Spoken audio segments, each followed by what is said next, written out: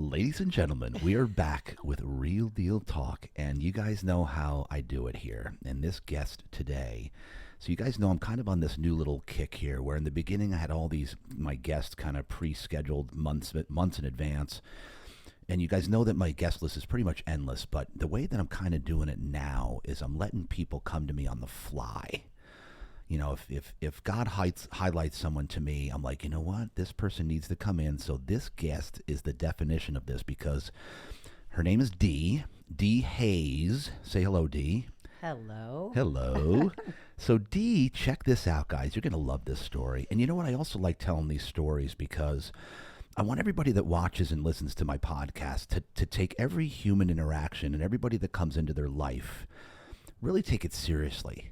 Because everyone comes and goes in our lives for certain periods of time. Some stay for a while, some leave quickly, and I want people to pay attention to that more. And this is an example of that because Dee, let me give you the story about Dee here. So Dee is a yoga instructor at Corepower Yoga. Okay, and check this out, guys. Yes, this meathead does yoga. So this is where the story. So my wife, for years and years and years, had been trying to get me. You need to do yoga. You need to do yoga because my flexibility is horrible. So finally, back in 2000 and roughly, give or take, let's say 2005, 6, 7, somewhere around there. Dee, you can probably help me out with this. My first yoga instructor and yoga experience was Corepower Yoga, Pacific Beach, and you were my first yoga instructor ever. Do you remember this? I remember it, and we opened in 2008, so it had to be 8. Okay. Yeah, the PB studio opened in 2008. So 2008. So we're looking at 14 years because I think I went there right away. I could check your account and see when your very first day. Yeah. So let's call it because and here's how I found out about Corepower. Because first of all, she wanted me to go to Bikram, and all due respect, because it is and I love hot yoga, believe me, but Bikram was like an hour and a half, right? Yep. And then the owner of Corepower Yoga came into our furniture and mattress store, Trevor. The original owner, Trevor, which we're going to actually talk about. I wanted to at least talk about him for a couple of minutes. I would love to talk about Trevor. Yeah, okay, because I'm still upset that, because, and God rest his soul, he's not alive, guys. He died years ago, and but not right now, because it still upsets me that this thing isn't solved. It's solved. It is, okay, all right. Okay, so hold on. So Trevor came into the store, and his energy was through the roof. I mean, the guy was unbelievable, and we hit it off, of course. And he told me, he goes, JD, you got to come down to the studio. You want a yoga? So I go, bro, I've been wanting to go. And he goes, well, I'm like, how long are your classes? He says, 1 hour. That was it. He had me at 1 hour. I said, okay. So this was Pacific Beach, by the way. We lived in Kearny Mesa right here. So I finally signed up, and Dee, let me tell you how uncomfortable I was. Because what did the demographic look like in Pacific Beach studio? It was like young girls. What was the average age? 20, maybe, back then when it started? Yeah, I don't know. It'd be hard to say. Yeah, so obviously in Pacific Beach, the demographic is definitely a younger group of people. Yeah, especially back then because it was kind of a new thing coming out. Yeah. Yeah. And so here's this big meathead coming in, guy, in the middle of, I mean, it was like 90-something% girls in their like 20s. And I'm like, this is unbelievable, right? And so Dee was my first instructor ever. So then check this out, pan 14 years later, and you and I hadn't seen each other now in years, right? As of right now, we hadn't seen each other in a long time. Yeah.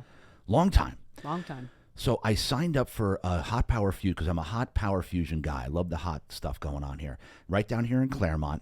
And I signed up on a day that I normally don't sign up on. This is like 3 weeks ago? 2-3 weeks ago, give or take. It was... Yeah, it was kind of in between where we weren't wearing the masks. Yeah. Right. So we had like a little bit of time. There was no masks and that other came back. So it's been, I'm going to say it's probably been a couple months, but maybe not. No, this was actually because what happened was when they went back to masks. Because that was 2 months. I opted out. Right. I said, I'm done. But we were in the masks for 2 months. So it was before that. That's what I mean. So you came in. No, I saw you after. For sure. I know, but we had it in between. So when we were first closed and then we had masks and then there was only 6 people, then we finally got to take them off a year ago, right? And then they had the other thing come where we had to put the mask back on. So what I'm saying is right now, it's been at least 2.5 months. Oh. Right? So it was 2.5 months ago at least when I saw you come back. Okay. Because then you stopped coming again because we went back to the mask. Got it. So here's the now moral. Now we're free again, so you're free to come. Here's the moral of the story. Yeah, as soon as the mask thing ended, I was there again. That's terrible. So hard. It was brutal. Gosh, brutal. Anyway, the moral of the story is the first time I had seen Dee in a long time. And I had just finished shooting my introduction video for this podcast. And the very next day I saw Dee for the first time in many years. It had been a very long time. Mm-hmm. And I saw it on my app, and I was like, I wonder if that's the Dee that my first yoga class ever in history, 15 years ago, 14 years ago. Sure enough, I walk in, JD, oh my gosh, yay. And so here's the thing that clinched it for me. And so we're in class, we do our thing, it's hot as hell in there, and Dee starts firing away after class. Well, before class, she Dee's, and you'll see what I'm saying here. She's very spiritual, cosmic. I love what she gets when she gets flowing here, which is, so at the end of the class, she says something like, to the effect, and we're all in Shavasana. We're Shavasana, and she starts flowing again. She goes, guys, and listen, someday you're this life as we know it's going to be over. You're not going to be here anymore. You're not going to be alive. What? And I said, I'll be damned. I just said that on my podcast yesterday, and I hadn't heard anybody say it like that. And after class, I said, this was like a highlight to me. I said, Dee, I just launched the podcast. I said, oh, great, cool. I said, I would love for you to come on it just because you just said something that was within 24 hours, and I hadn't seen her years. Anyway, guys, I'm telling this long story because I want everybody to really take it seriously when people come and go in your lives. And now we're gonna find out why she's in my life again, because she's going to share a story today, which is her story. You guys know how I do. I'm going to dig into her backstory. She's going to start flowing. I'm going to get her flowing. Right? I can't wait because we started talking in the showroom. I'm like, no, stop. All right, so Dee, here we go. Dee Hayes. Where were you born and raised, by the way? I was born at Scripps, La Jolla. Really? When it was down at the beach. So originally Scripps was down at where Scripps Pier is, and I was born there, and I was raised in Reseda. So Reseda. Moved to Reseda when I was 3. And Reseda. Down there in Reseda. I think I only know that, and correct me if I'm wrong, from the Karate Kid. Yes, Karate Kid. He lived in Reseda, and also Tom Petty has the Free Falling song where he says, "Growing up in Reseda with the freeway in your backyard." So that is our claim to fame. And that's why you mentioned him. Because I love Tom Petty. You mentioned it that day in class. Yes, I did. Mm-hmm. Now I know why. I think it was because I had a Tom Petty song in my playlist. And so it sparked something because I'm still angry about how he died. Yes. Right? And so that I did spurt out something about that. You did. I remember now that you mentioned it. Okay, so Reseda, how long were you in Reseda then? Until 1988 when I moved to Pacific Beach. PB. So let me just say that Tell me. I was, my dad is from Pacific Beach. Yeah. My grandparents lived in Pacific Beach, bought a house in 1945 on Oliver and Cass. No way. $10 down. Shut. $14,000 house. Up. Yes. So. Hold on. $10 down. $10 down. 1945. Pacific Beach. There was nobody there. It was a big marsh. Nobody wanted to live in a marsh. How many houses were there? Not very many. The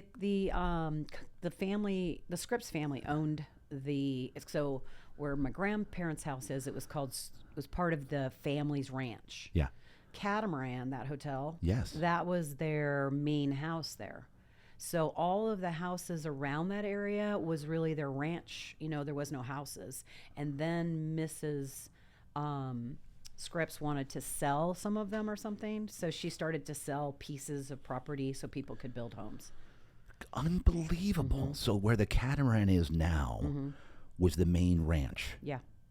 So as far as marsh goes, what do you mean by that? Like it was just... Well, the bay wasn't there, right? It was just flooded zone. That bay is man-made. So the bay that you look at when you're at Catamaran, that was a man-dredged bay. Wow. Yeah, so it was not. It was just apparently they just had a lot of floods. I don't know because I wasn't I wasn't alive then, but those are the stories that I heard anyway. Unbelievable. This Yeah. is so cool I know. already. Yeah. And so your dad, So my dad also was born at Scripps, La Jolla Scripps La Jolla. in 1935 or well, he's going to be 87, so it's either 35 or 45. I don't want to Yeah. do the math right now. 30, 35. Yeah, so Yep, he was yep. born in 1935, went to La Jolla High School. I think it was the first graduating class of La Jolla High School. No way. And the PB people were poor people, and the La Jolla people were not. So a lot of the servants and, like the lower class people lived in Pacific Beach. And it was the only school in town, but that's where he went, and that's where he graduated. At La Jolla High. At La Jolla High.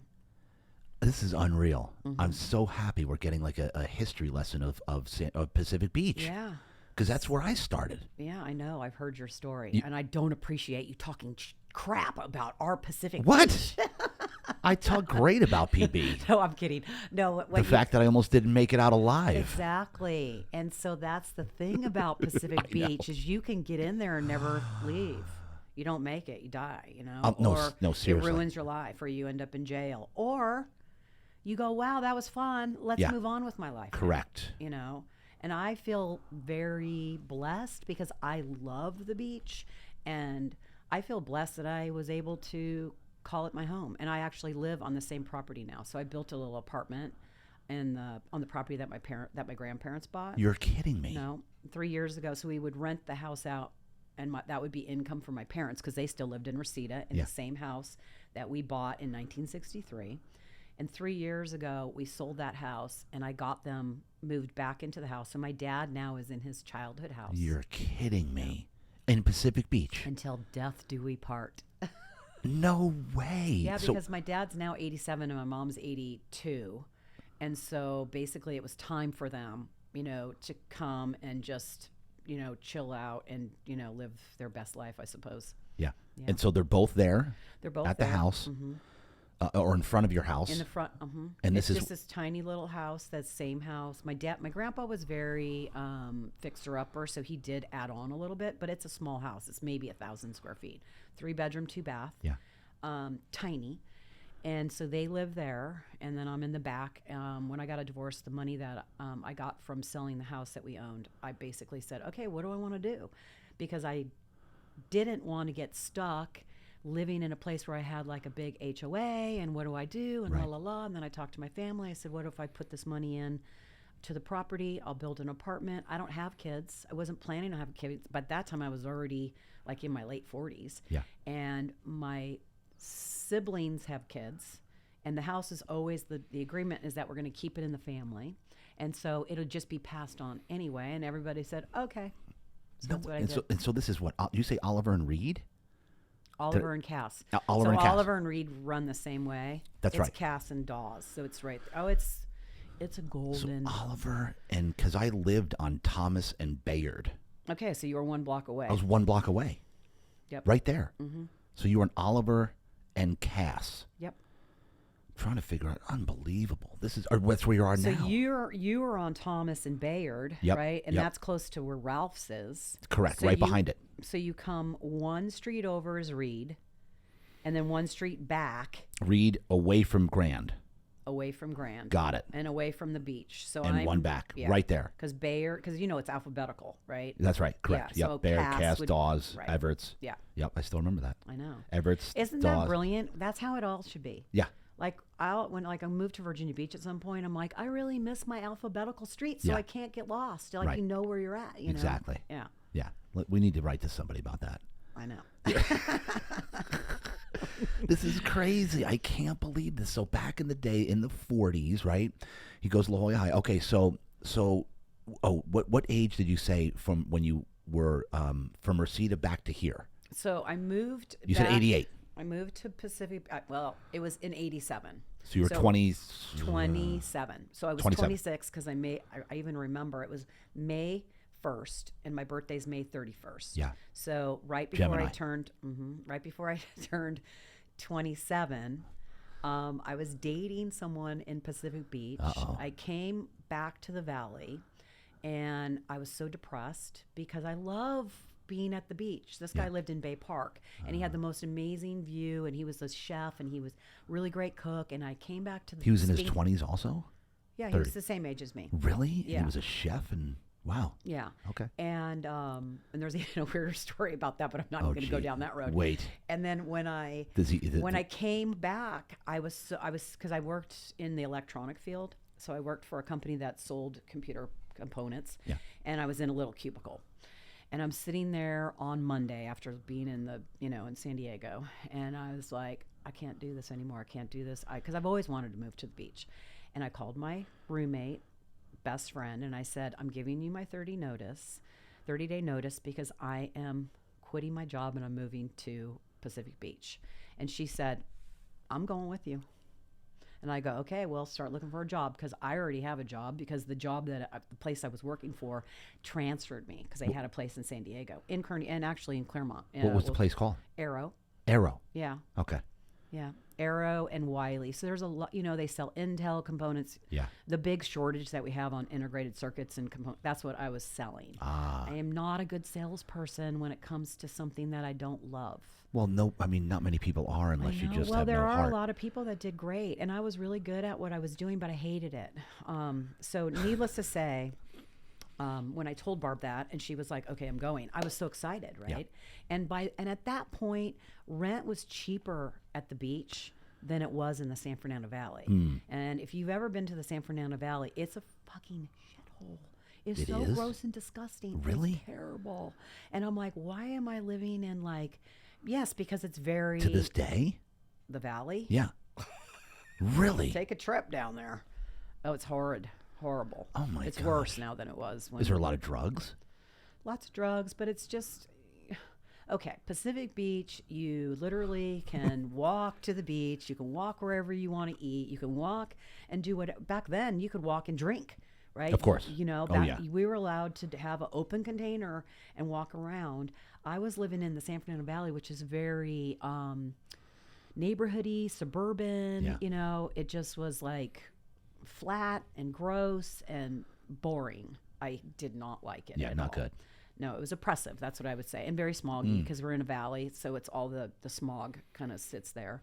And it was oppressive. And I never wanted to stay in the San Fernando Valley. I always saw myself going somewhere else. And so anyway, it worked out perfect. And when we started looking for an apartment, we found a place on PB Drive in Riviera. We were paying less money than we did when we were living in the valley. So we moved right in. Now You were near Rockies. I was near Rockies. Yes, I know that address. Yeah, I love Rockies. I know that address. Yes. I still go to Rockies. And listen, if you're watching or listening here in San Diego and you've never been to Rockies, then you don't even know what a burger really is. You must go. Right? You must The best. go. The best. The best burger in San Diego, Rockies Pub. And their French fries are delicious Oh, too. the fries! Are you kidding me? Let me paint the picture here. It's a bar. It's just a bar and grill. One little tiny little grill that takes forever to make your hamburger. They still taking forever to make your hamburger. Yep. But what's the menu? It's a chalkboard on the wall that has 3 items, right? Yeah, I think they do a cheeseburger. Quarter pound, half pound. Yep. And fries. That's it. Yep. Nothing else on the menu. And it's amazing. Unbelievable. Because it's a dive bar that will serve you a really great burger. That's what it is. My mouth is watering talking about this. It's been years since I've had one. I need to get in there. It's the bomb. Oh, okay. Anyway, so you were near there. That's where you found your place. That's where we found our place. We ended up moving. She got a job as the assistant to Joan Kroc. You know who the Krocs are? Of course. Absolutely. No kidding. She was the personal assistant to Joan Kroc. Get out of here. Yeah. Barbara was a very smart girl. Because Kroc's huge in San Diego. They got a whole Kroc Center in East County, like out by this college. Yeah. Yeah. Yeah, no, Wow. I think she's at that point she was probably the wealthiest person Correct. in the area. And how did she land that? Through, I think it was an ad in the paper. What? Yep. She reached out, ad in the paper, and somehow she landed that job. So I was working at Arrow, but then I switched over to Wiley pretty quick, and then she was working over there. Now, this actually story is why I am who I am now. Oh, here we go. So that was in 87, and in 1988, she fell off a cliff and broke her neck. Barbara? Mm-hmm. Are you kidding me? Mm-hmm. Oh my gosh. So, which was it? Sunset Cliffs? Was it? No. So her and I grew up together. We went to junior high and high school together. So we'd been friends for a really long time. And she is a Scorpio. So if you know anything about Scorpios, I do. So, and she was full on Scorpio. Scorpio women especially. She was just saying. She was quite the character. Mm-hmm. And she started dating this new person, and he was a surfer, and they decided to go to Mexico for the weekend to surf in Santa Tomas. And so she came home one day from work, and she said, "Oh, I'm going with Gino, and we're going with another couple, and I'll be back whenever." So I remember it was on a Thursday. And I remember being mad at her. I was in the bathtub because I had just cleaned the kitchen. She was making dinner when Gino called. And she left everything in the kitchen and told me, "I'm going to Mexico. I'll see you in a few days." I go, "Clean the freaking kitchen. Like, I just cleaned the kitchen. What is wrong with you?" And she's like, "See you later," because that was just how Barbara rolled. Yeah. That night, so they pulled into their campsite, and you had to drive on a dirt road to get to the surf spot. And needless to say, it got dark. So they pulled up. Here's a cliff. They had their truck, campsite. They were cooking and having a grand old time. She said at some point, "I got to pee." They said she went around the truck, and there was a spot where the toilet paper was there, so she must have went there and peed and went this way and went right off the cliff. Oh my and God. Then they were like, "Well, where did she go?" Because it's pitch black, right? You can't see anything. Yeah. It's in the middle of nowhere. And they're like, "That's so weird." But he didn't know her well. So he was like, "Well, maybe she went down to party with those people down there or something." Like, he didn't really know. So he, at some point, he stayed up all night. He did go look for her, couldn't find her. He's like, maybe she went to the beach and passed out or something. And they had been smoking pot and drinking. Yeah, right. And so when the light first came up, he had binoculars because they were there to surf. And he was sitting there looking down. And as soon as the light came up, he saw the back of her head. And went down and got her, and they, and here they are. They don't really even know her that well. They're in the depth of, Baja with a dead girl, and put her in the truck, drove her back to the morgue because she was already dead. She died instantly. She broke her neck. And then I got a phone call at 2:00 that afternoon from his friend that was asking for Barb's parents' information because Barb's in the morgue. Now, backing up. That was the phone call you got? That was the phone call. Who was it from? Gino's friend, a guy that I had barely met. Not Gino? No, because he was in Tijuana. He was in Baja. So back then, we didn't have cell phones, That's right? true. Yeah. Oh, that's there was right. no cell phones. It was like, no, we had the push button then. Wow. I know. And so, but here's where my pivotal lifetime moment really came. Is that night, so I don't dream. I'm not a dreamer. Really? I very rarely dream. That night I had a dream that Barb came back. So what had happened was, my dream was the night after you found she passed? No, the night before I knew. Really? I just got chills all over my body. Yeah, she had already died, and in my dream, basically she came back. So that's what I'm gonna say. It wasn't a dream. Barb came back to the apartment. I was like, "What are you doing here?" And she said, "Oh, they sent me away." And I go, "What are you talking about?" And first of all, I noticed right away that she seemed drunk and high. Now, Barb is an Italian Irish girl who had black curly hair. And so it usually was just like wild. Yeah. Her hair looked completely coiffed. Like somebody had she'd just gotten back from a beauty salon. Yeah. Her skin was glowing. She was wearing a white tank top and white shorts. But like I said, she seemed high and drunk. And I'm like, "How in the hell did you get back? I don't understand." I go, "Where's Gino?" "He's still there." And I go, "Well, how did you get back here?" "They sent me away." And then she turned and she had a tattoo on her back, which she had already had. She used to be really into punk. So she had a lot of like homemade tattoos. Yeah. And it was an outline of a map. And I thought, "No, it looks terrible." She goes, "Do you like my tattoo?" And I go, "No, it looks terrible." I go, "What the hell?" Because it was just like an outline. And then, we were kind of going back and forth, and I go, "You're really getting on my nerves. Like, I don't understand. Like, you're not making any sense. I will talk to you in the morning." Woke up, said to my boyfriend who was there, I said, "Did Barb come back last night?" And he goes, "No." Got up, looked in her room. Nope, she wasn't there. I went to the beach, came back, and that's when I got the phone call at 2. So they needed to get a hold of her parents, and When you got that call, what devastated. It took me. were you like? There's no way this can't be true. I said, "It's not fucking funny." Like You I thought don't, it was you thought that they were just messing around. I don't think this is funny at all. And that's when he said, "She's in the Ensenada morgue," and that obviously hit like a ton of bricks. And so I didn't even remember the dream then because I was in such shock and Right.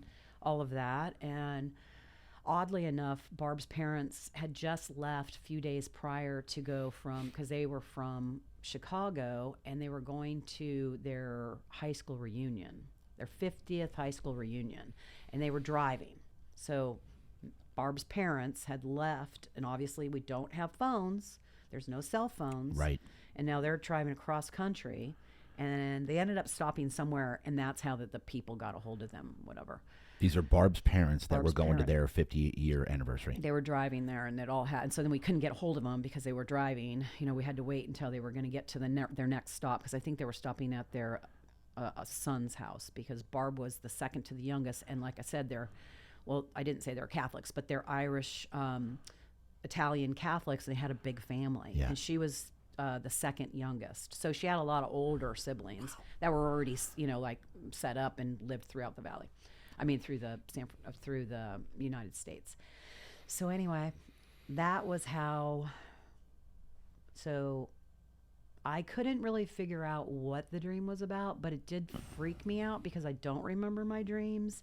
And I was basically inconsolable. I'd never had anybody die in my life. I didn't know anybody. All of my family, Yeah. older people, no one. I didn't know anybody who had ever passed away.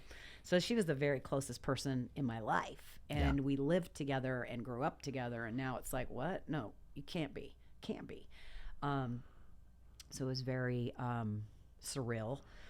And the day of her funeral, she came back again into my sleep state, and we were talking like you and I are talking right now. Yeah. And we were kind of talking like we would normally talk, like working out our problems or giving each other advice. And the minute I knew she had passed away, the minute I looked and I knew, she started to back out. And I said, "Don't go." And she said, "I have to go. You're going to be okay. I'm okay. I'm your angel. We were together specifically for this purpose." And I was like, "I don't get what you're talking about. I need, this can't be true, blah, blah, blah." So that was devastating. Wow. So that's how I became an angel channeler, JT, is she wouldn't leave me alone. I have chills all over my body right now. This is unbelievable. Yeah. She wouldn't leave me alone. When I would drive, I could feel her like holding my hand and talking to me because I was really a mess. I'll be honest with you, for 4 straight years, every single day, I had to take time to basically just bawl my head off. And this And I is had to do it 28, alone. 29, 30, 31. Yeah, it was my Saturn return.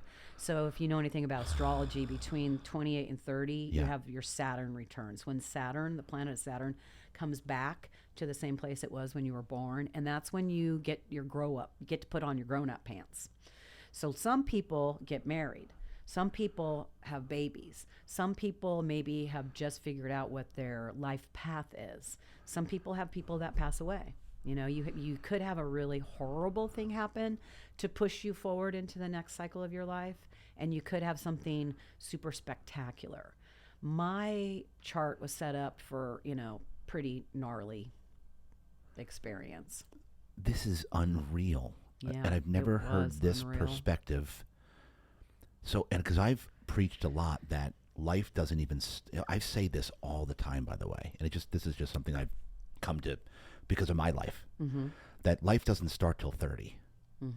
I've said that my whole, since I was 30. Well, your grown-up life doesn't.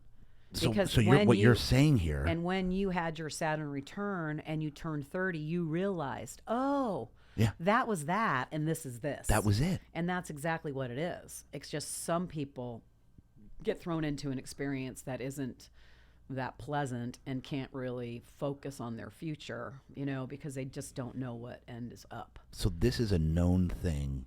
Saturn return. That's an astrology transit for Between- every person, that between 28 and 30, that Saturn will come back to your chart. How old are you? How old are you? 27. 27. 27. Okay. Get ready, bro. Yeah. It's your evolution. Because at 28, I actually got my first real job. And then up in 30 was when I actually kind of matured and met Rachel, my wife. Mm-hmm. That was it. Exactly. Do you see what I mean? She came into your life Yes. to move forward to move the energy forward. Absolutely. Yep. I call her my original savior. Because at that point, She's your Saturn return. She was my Saturn return. Oh my gosh. Because this is when I was at the tail end of the PB career, where I say that I'm joking, but I'm not. I mean, It takes a lot of people out. It was a shit show. Huge. Crazy. Plus, you worked in the bar business, Yes. right? So it was worse. Yeah. We'd start at 1 a.m., Yeah. 2 a.m. I'm not a nighttime person. I don't even come alive till my blood doesn't start flowing till midnight. Yeah, see, I'm not. When it gets dark out, I'm like, and that's always, Interesting. always, my whole life. So moving to Pacific Beach, yes, I did go to the bars, but it was not very often. I like to go to the day drinking. we were right near. Yeah. So the bar I that don't we want were. to stay up late. I want to start early. So you remember the open bar? No. I love Jose the Murphy's. open bar. And you remember Jose Murphy's? Of course. And Lahaina's still standing Lahaina. strong. That's right. We were right behind Lahaina. And Jose, remember Jose Murphy's Yep. remember the biker? It was a biker bar. Yep. Remember that? Yep. Okay, so let's go back. With she kept coming back to you. Yep. And you said this is the Saturn return thing where this is a known thing where something's going to happen in your life. Either you're going to go to so have you studied as to why did that happen to you? Like, Well, I think you said you became an part of angel my- channeler. Give me that again. Well, Barbara is basically one of my angelic realms who actually comes through and gives me information. I know. Okay, explain Sounds very that, weird. please. Well, let me explain that every single human being that is born Yes. has a guardian angel, at least one guardian angel. When you're born, Yes. there is a guardian angel that is assigned to you. You could have more than one guardian angel, but everybody has at least one. And then like she's not a guardian angel because she was a human person, right? She was my friend. But once she passed, and from what she has told me, and it took me a long time This is to Barbara. receive it. It took me a long time because I was like, I'm going crazy. Like this, I think I need a psychiatrist or something. Is that so in school, I was not very studious. So would this happen while you were awake, only sleeping? Only sleeping. Only sleeping. No, now it's like information that comes in. I could be completely awake. I could be standing in the yoga studio and getting information. And I, for years, would be like, shut the hell up, leave me alone. Like, no, I'm not going to talk about that. And it's like, yes, you are. And I'm like, no, I'm not. And it's like, okay, finally.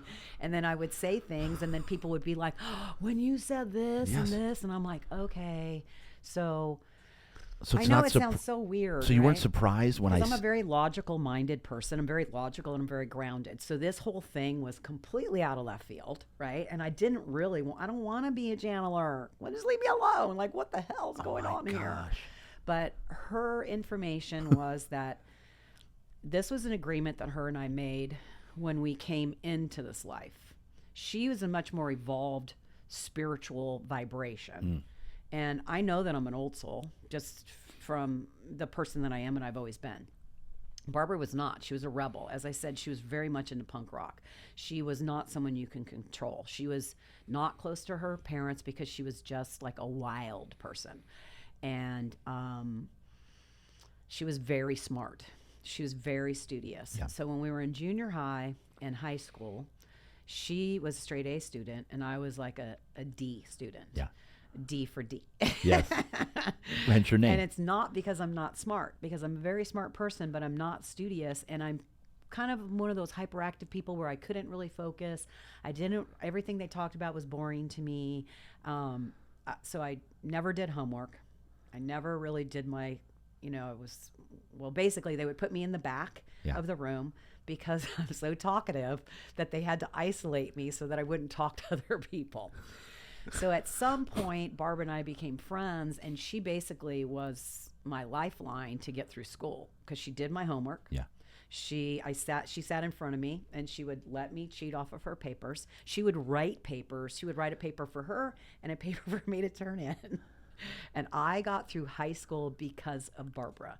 So it's so funny because years after she passed away, she goes, "Don't you remember like how I that I did all that stuff for you, like without it even like without even conversing about it?"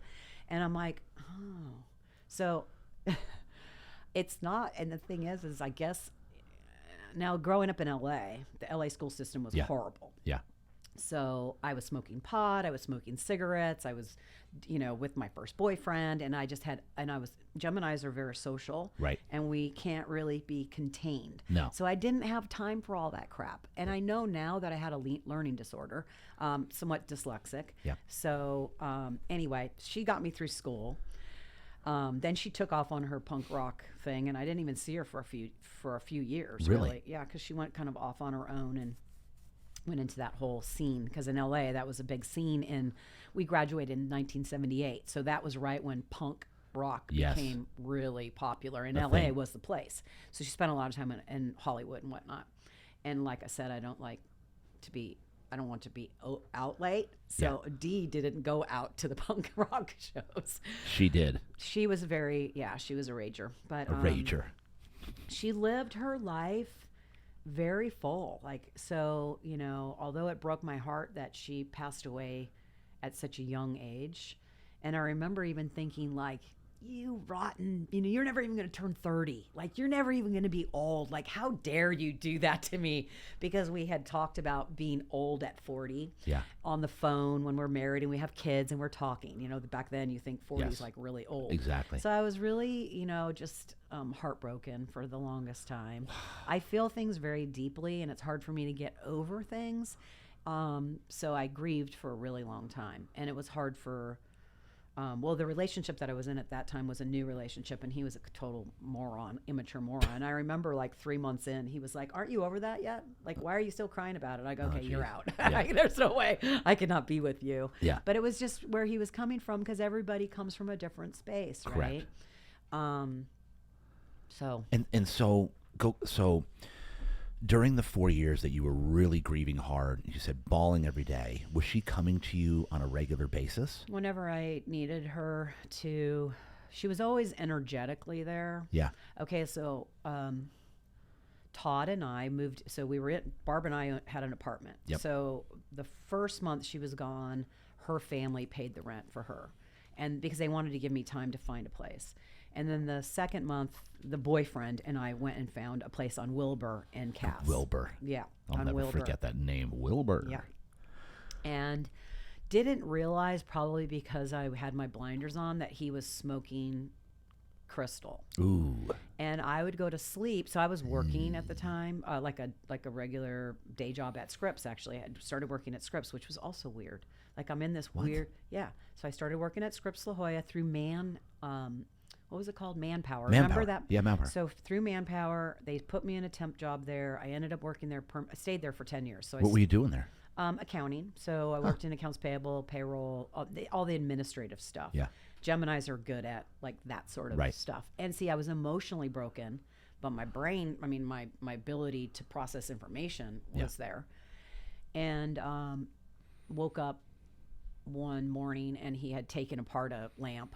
And I was like, "Why did you take that lamp?" "Oh, I was fixing it." I go, "There's nothing wrong with it." Then I realized, when I go to sleep, he brings all his friends over and they sit in the living room and smoke crystal. So I knew you found that out. Yeah. So I was taking him. He had said, "Hey," and I already decided, okay, I got to get out of here, because I don't like Coke. I don't like, as you know, because remember how so even back then I was completely anti cocaine. Yeah. I just think. Yeah, you mentioned that. That's you, right. I said it's the devil's dandruff. It is. And if you want to hang out with the devil, go for it. Yeah. But it's not my thing. I'm not interested, and I don't want to be around anybody that is doing crystal or cocaine. It's definitely a hard stop for me. Because that's how Tom Petty passed. Tom Petty was a coke. He did coke, but Yeah. he had fentanyl. It was Nowadays, laced. my thing when I talked in class was about don't do coke, because if Tom Petty can get shitty coke and die because of fentanyl, you can. That's what I said. That's right. That was the message. Well, it was just a point I was trying to make, because cocaine right now in San Diego is very big. Oh, yeah. So there's a lot of people that are reputable people that are, on the sideline snorting coke. And my point is, if Tom Petty can't rely on his source, I'm sorry, you can't either. And you should probably, just stop doing it, because it's about the stupidest thing anybody could do. Yeah, it's a great point. One of my friends said it best. He said, one line is not enough, one is too many, 1,000 is not enough when it comes to coke. It's just bad. Really, really, really bad. And it bankrupts people. I mean, back in the 80s, people were losing their families, their houses, and that's what was blowing my mind, that in this day and age, you guys are doing that? Yeah. Like, really? Really? I mean, terrible. Especially because mushrooms are legal right now. Yeah. Those come out of the ground. Yes. If you really want to do stupid shit, stick to something that is actually from the planet. Yeah.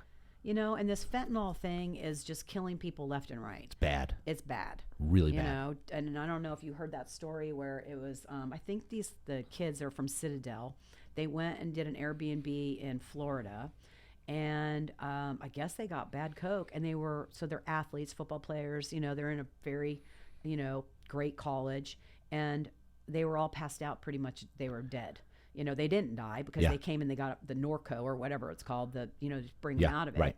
But it's like, now those guys just screwed their future, because that's going to be in their, and they want to make something of themselves. Yeah. You guys can't even go away for the weekend without doing something stupid like that, It's sad. It is sad. And everyone, I know the kids are doing it because it's the cool thing. It ain't cool. It's dumb.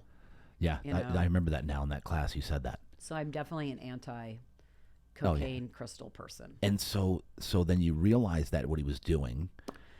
And so he said, hey, will you take me to the airport, because my parents dropped their car off and they need me to pick it up. And so we had to drive by my apartment that Barb and I lived in. Yep. So I dropped him off, and I was coming back, and I was having one of my bawling episodes, and I was talking to her saying, why was it you? Why couldn't it have been me? Like, I don't want to live. I don't want to live. Why? Like, you seem to have so much going for yourself, and I don't have anything going for myself, and I don't understand why this happened. And I was completely, upset. Got back to my apartment on Wilbur, opened the door, and a picture of her was in the middle of the living room standing upright. And I was like, holy shit. And it scared the crap out of me, right? Because I was like, what in the hell? But she's like, you have nothing to be afraid of, but that she kept doing the weirdest things. And I'm like, stop, you're scaring me. It's like, it's not meant to scare you. It's meant to get you clear that you are not imagining this. Yeah. It is not in your imagination that I'm talking to you, that I'm holding your hand, that we are going to get through this, that I was meant to be your guide from here on out. And so was there an actual picture you just saw? No. It was the picture that I had on the wall. On the wall? Of her in the middle of my living room standing straight up. Are you kidding me? I am not effing kidding you. So I went into my kitchen in like a huddle, like I was like not going. I waited for Todd to get back, and I go, "Could you?" He goes, "That's weird. How did that get there?" And I go, "I don't know." Even he saw it? Oh yeah, he saw it. And so go back to the thing where you said we all are born with a guardian angel, at least one. Yes, and angels do not interfere in your life unless you ask them. So they have one rule. They do not interfere unless you invite them in. Unless you invite them in. And second sideline rule is if you're about to lose your life and it's not your day, because everybody has a timestamp already, then they intervene. Hence the reason why you hear stories about, the woman, flipped her car 15 times and didn't have a scratch on her, but yet you can have a fender bender and someone die. Yeah. Right? Yeah. So you have your day. If it's, if you're gonna lose your life, it's not your day, then they intervene without your permission. Otherwise, you really need to ask them for help. You need to ask them to guide you, to be there, so that they can, because first of all, angels are very giddy and laughable, and they have great sense of humor, and it can be at all places at all times. Yeah. So some people would be like, yeah, but what about, I don't want to take that if someone else needs it more. It's like, no, it's energy. It isn't a person, it's energy. It's energy. Yes. And obviously they are linked to, God. Right. So they are the servers of God. And archangels are a higher echelon of the angelic realm. Archangels. Archangels, Why are like those? Michael and Raphael, and because it's an archetype, and so like Michael is the archangel of protection. He's also considered to be the fallen angel. Raphael is the angel of health. So if you are sick, of healing. So if you need healing, you would reach out to Raphael. And literally you can say, like, when I get on a plane or if I go anywhere where I'm feeling I need protection, I'm right away like, Michael, set up the boundaries, right? Get the protection thing going. And then I can feel comfortable and not worry. I can let it go because I've handed it off to an energy that I trust. If I'm sick or I'm hurt or whatever, or maybe even somebody I know needs, because you can ask them to help people that you love, right? Like I can say, every angelic realm and the people that have loved JD. So JD's angels, every person that has ever loved JD and their angels, come to him now, give him the energy he needs, let him know that he's supported, right? So you can ask your angels and all of the angels to show up for people when you know that they need it. They don't have to ask. You can ask for them, right? And just like, so a lot of times say I'm getting, especially back in the early days when I would teach, I would just ask. How did you learn this? Like, how did you stumble into this? And is this the same thing as praying? Like, where Christians, because we're praying for people nonstop now. Yeah. Well, I pray too. We pray, we get a hedge of protection. I've been seeing some natural healing going on right in front of my eyes from praying. Right? Is this all encompassing, all intertwined? Because I know you said you're not really quote unquote religious. So let me go back to when I was 8. So I told you I was number 2 of 4 kids. Yeah. And so my sister's very highly dramatic and needs a lot of attention. Okay. And then my brother, who's 1 year younger than me, is special needs. He was born with lack of oxygen to his brain. So he's what we would call slow. So he needed, extra attention.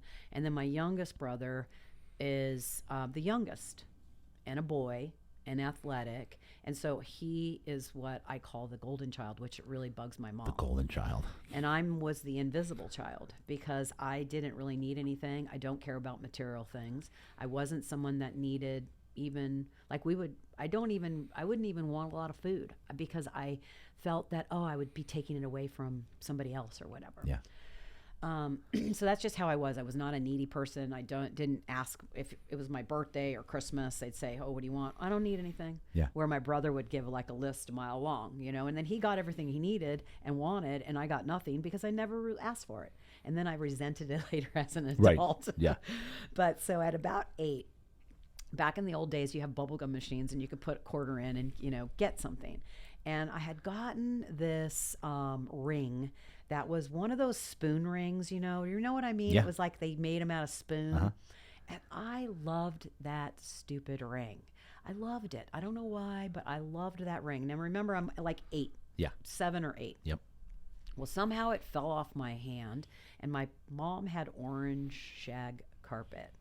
Orange, because back in that would have been in the late 60s. Late 60s, yeah. And it was orange shag carpet, and we raked it. We didn't vacuum it. You had a rake, and you'd rake it.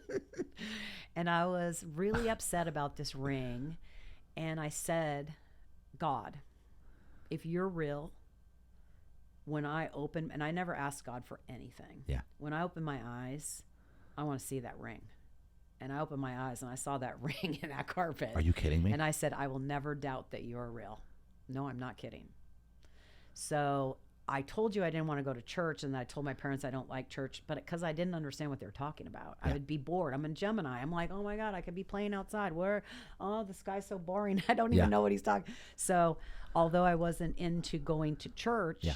I had a strong connection to God and always did. And I'm the person that always does the right thing. I was always called a tattletale when I was little because I always told the truth. um, and I couldn't skip school because I'd get busted. The cops would see me. They'd pull me over. The very first time I ever shoplifted was when I was 16, and all my girlfriends were getting the coolest clothes and they were like, oh yeah, it's so easy. You just put it in there. And I'm like, really? So I went with Barbara because she was already stealing. Yeah. Even though I didn't feel good, but I sure did want something for free. Yeah. And I went to Broadway, and I must have it was like a top. And I don't know if I put it in my purse or I shoved it down my pants or whatever. But when we walked out, the cop's like, hello, and I was 16. Well, my sister was 18. So when they pulled me in and they said, give us your parents' phone number, I lied. And I said, my sister's my guardian because she was 18. So they didn't call her. They called my parents. They did. And my parents came and got me, and they said, why did you do that? Like, we would have bought you the shirt. Like, this is so dumb. I don't know. Everybody else was doing it. My point is I'm not someone that can get away with things. Yeah. If I try to get away with something, I will get caught.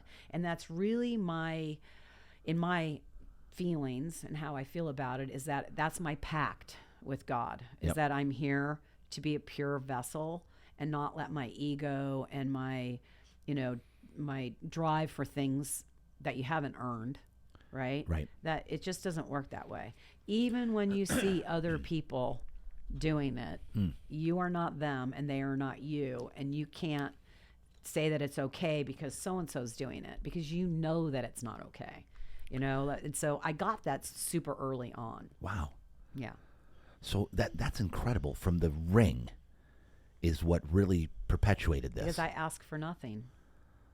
And you said one thing, God, if you're real, if you are real, show me. When I open my eyes, I want to see that ring.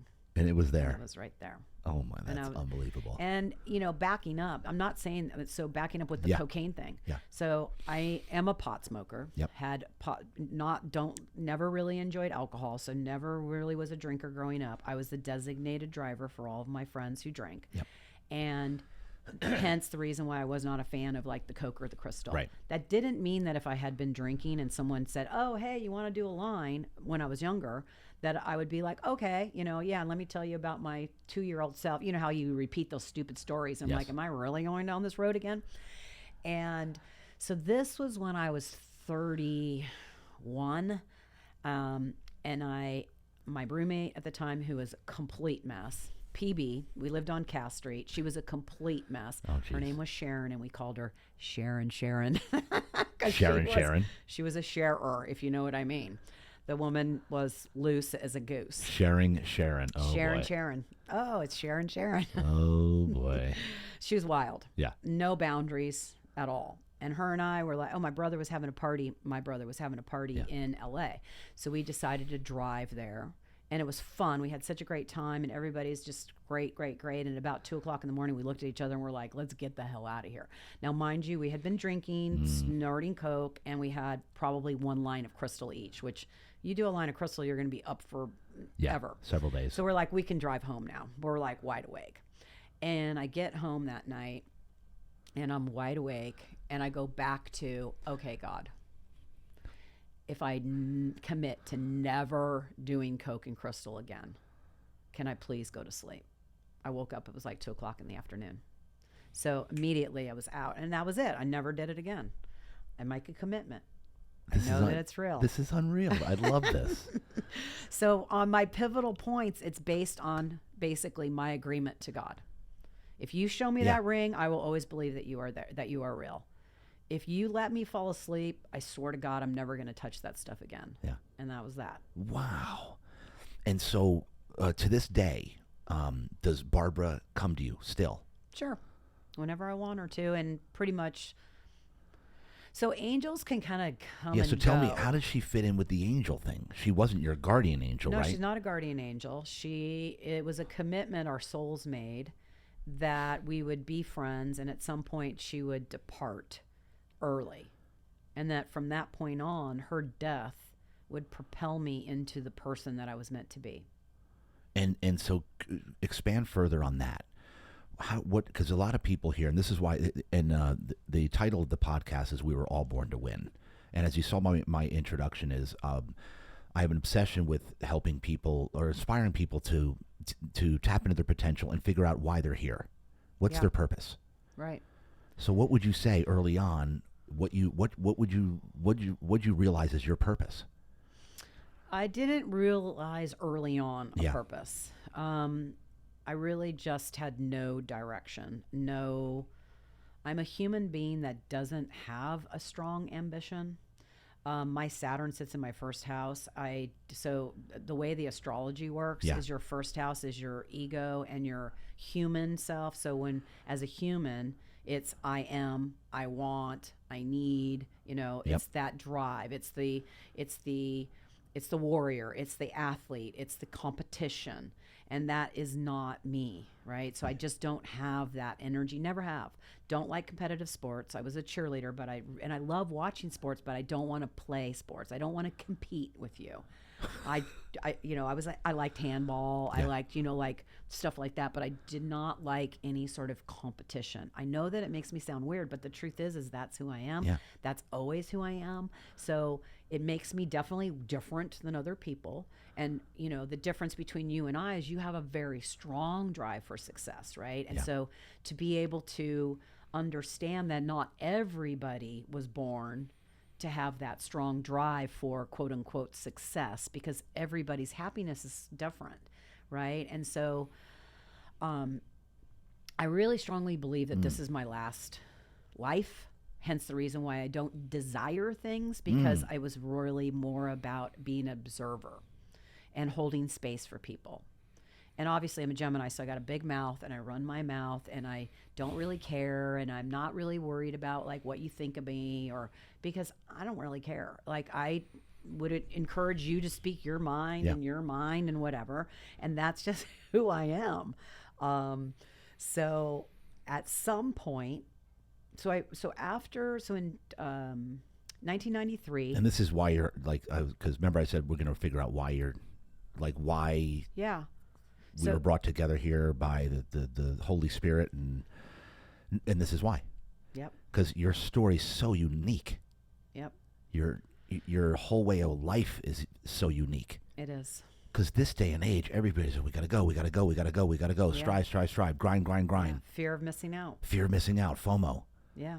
And you're just like, well, hey. when we went into lockdown, I was like, woohoo! Because You first loved of all, I got an awesome place. Yeah. I don't need people. I don't need you yapping in my ear. I don't care about social media. I'm not really, I was upset that I couldn't go to the beach, so I couldn't walk around. I mean, I definitely hated the mask, but being alone is not hard for me. Yeah. I'm really comfortable, in my own company. In 1993, I got laid off from Scripps. So I'd been working there. 1993, I got laid off because they went through a thing where that's when it became Scripps Health instead of Scripps Memorials, because the memorials were all separate. Yeah. And back then, That's right. that's when they were reorganizing healthcare. And I was middle management, so they laid me off. And you're living in PB still at I this was point? living in PB. So at this point, by the way, JD arrived to PB. In 1993. 91, I was in Mission Beach. Okay. On 91 on Lido Court. Yeah. Do you remember the Lido Beach House? Of course, yes. The Lido Beach House was right there. Yep. And there was a liquor store right across the street, Lido. Yeah. That's 91. Me and the Navy crew, I was in the Navy. And then the first place we moved to in Pacific Beach was 1993, Dawes and Grand. Yeah, you were basically right around the corner from me. Dawes and Grand, and I bounced at Plum Crazy. Yep. And Loved Plum Crazy. Remember Quick Corner? Yes. My buddy still owns it. The same Chaldean. Oh, yeah. Yeah, Richie. Yeah, it's still there. Yeah. Yeah. I Yeah. know. And The good old days. Yes. That, mannequins. mannequins. And then it was Emerald City, Emerald City. right? Oh my God. And I met em- my ex-husband at Emerald are City. you kidding me? Not kidding. Come on. And I lived in an apartment on Cass and Grand, and you were on Dawes and Grand. We were one block away. 1 block away from each other right there. Yep. Were you coming That in? was where Sharon and I lived. Sharon. Oh my. And you were 10 years ahead of me because I'm 51. Yeah. So So you by were 10 that years ahead. time, I moved. Well, yeah. So by that time, I was third. So Wow. in 1993, I was 33. I was Yeah. going to be 33 in May. And I was like, oh my God, I just lost my job. What do I want to do? And my boyfriend, who ended up being my husband, said, well, you know what? You give really great massages and you should maybe go to massage school. And I thought, yeah, you know what? I probably would like doing that. Yeah. So I looked it up, and it basically started. It was like getting ready to start like that next Monday. And then Scripps called me back, and they go, oh, we didn't really realize how much work you did. Can you come back? And they had Really? given me a severance, and they told me I could get unemployment. I'm like, well, I signed up for the school at 6 weeks, and they're like, okay, why don't you just come in between? But we need you back. Yeah. And so I was like, okay, so that was cool, because then I was like, oh, now I can do my massage and I'll have a job. Then I can start doing the massage. Well, come to find out, once I became a massage therapist, Scripps said, hey, Dee, because I did know a lot of the people in admin, like the higher ups. Yeah. Why don't you do your massage business in our employee gym, which is a cardiac treatment center as well? So I was blessed to What? have a little room. I didn't even pay any rent. I had a little room in their cardiac treatment center, which was also the employee gym. And I was able to offer massages to the employees and the cardiac treatment patients. Yeah. And that's how I got my start in my holistic health Wow. world. And then I went on to be a holistic health practitioner because I just loved the massage. I loved the herbs. It's all natural. It was totally like speaking to me. And so the employees, so they were paying you directly, the employees? Yeah, it was only $40 A session. an hour. And a lot of the people that got massages from me, because back then it was like massage parlor. Yeah. Still was kind of a, well, it still is, but, Yeah. and it will always be, but it was very unusual to be like a straight up body worker. Yeah. And so these people had already known me, and because of who I am, and I'm very like grounded and straight up, they're Yeah. like, well, I'll give it a shot. And I ended up getting, it was really successful, and I loved it, and went on to continue my training and my schooling, and just, so that was kind of that was really where I started to go, oh, Yeah. this is what I'm supposed to be. I'm a holistic health practitioner. Oh, learn about energy. Part of my training was Tai Chi. You had to do Tai Chi to do massage. Yeah. So as you're massaging, it's a weight shifting. So it was so exciting, and I was like, this is my jam. I freaking love this. So that Wow. was when I realized, oh, okay. And this was Now this was your roommate, Sharon. No, Who was the actually, one who encouraged it? Was your boyfriend? my boyfriend. No. In which school did you go? Did you go to the school that was right there in PB? So I initially went to Mind Body, which was in Sorrento Valley. Yep, okay. That was my 6-week program. Then I went to the School of Healing Arts on Garnett, Yep, and I Garnett, also yep. did IPSB, which was also on Garnett. So to get my 1,000 hours, I ended up going to both of the schools in Pacific Beach, which back then they're really great. I got massages there. Super awesome. So it's possible that you massaged me there. It's possible. No, because I didn't work in their clinic. No? Because Okay. because right out of my 100 hours, I already had a place to do massage at Scripps. Oh, that's true. So I didn't have to work at their school because I was already practicing on, people. And And yeah. then where'd you go? Where'd you go from there? So that sparked it. that sparked it. So that's basically what I was doing. I was making a living as a massage therapist. And then, oddly enough, Scripps Clinic, there's a doctor there who is well renowned. And he's actually the one who invented Mohs surgery, which is when you have skin cancer, they take off a cell and they keep looking at it under the microscope. So Dr. Greenway, There you go. Bring it in a little closer. he decided he wanted to try this thing called endermology. And endermology was a cellulite treatment. And it was kind of a state of the art. And it was this big thing that looked like a big vacuum cleaner. You put on a Lycra suit, and it had like an inclusion. So it would suck onto your skin, and then you would roll it around. But you needed to be a massage therapist to do endermology. Yeah. So Dr. Greenway hired me. So I was doing massages in the employee gym, and then I was doing endermology at Scripps Clinic with the most highly renowned dermatologist basically in the United States. Wow. It was awesome, and he is awesome. And so I did that until I got married and moved. So my ex-husband's in the military. Was he was in the military then? He was in the military then. That's when you met him. He was in the military. Yeah. And how old was he? Was he the same age as you, or No, he's 8 years younger than me. 8 years younger than you? What was he in the Navy? Mm-hmm. What was his name? Well, my last name is Hayes, and I didn't Oh, change Hayes. my name. That's right. Interesting. Why are you in the teams, or you're a No. diver? Oh, he was a SEAL? Yeah. Ah, okay. I was not in the SEAL. Never mind. I was in the Navy at that time, literally when you're talking about. Yeah. Yeah, I got out in 93. Okay. Were you a diver? What did No, you do? Okay. no, operations specialist. Okay. Did you know Ron? Ron. He did a lot of bouncer, and he was a Navy diver. He worked at Lahaina. He worked at Plum Crazy. Big dude like you, but not Ron. He might have been the era ahead of me. No, it was the same. It was the same. Really? He ended up, yeah. I know you would probably, because he was total, like anybody that ran PB back then. Correct. You know him. Anyway, it doesn't matter. That's crazy. But that was my ex-husband's close friend. Got so it. they were close friends. Yeah. And so then so then what happened? How long he was in the SEALs? He told you to go do the massage thing, endermology, right? So where did that go from there? So basically, I was working full time. If I wasn't doing massages, I was doing endermology. Yeah. Right. And you're still working also at Scripps, doing all their billing and whatnot. Yeah. And he was enlisted at the time, got his degree, and went E to O. Enlisted to officer. Right. Yep. And so he went to Pensacola to do the officer training. And we were living together at the time in Pacific Beach. And then it was basically, we were going to break up because he was going to end up, because when you go E to O in the teams, you have to kind of switch coasts back then. I don't know what they do now. Yeah.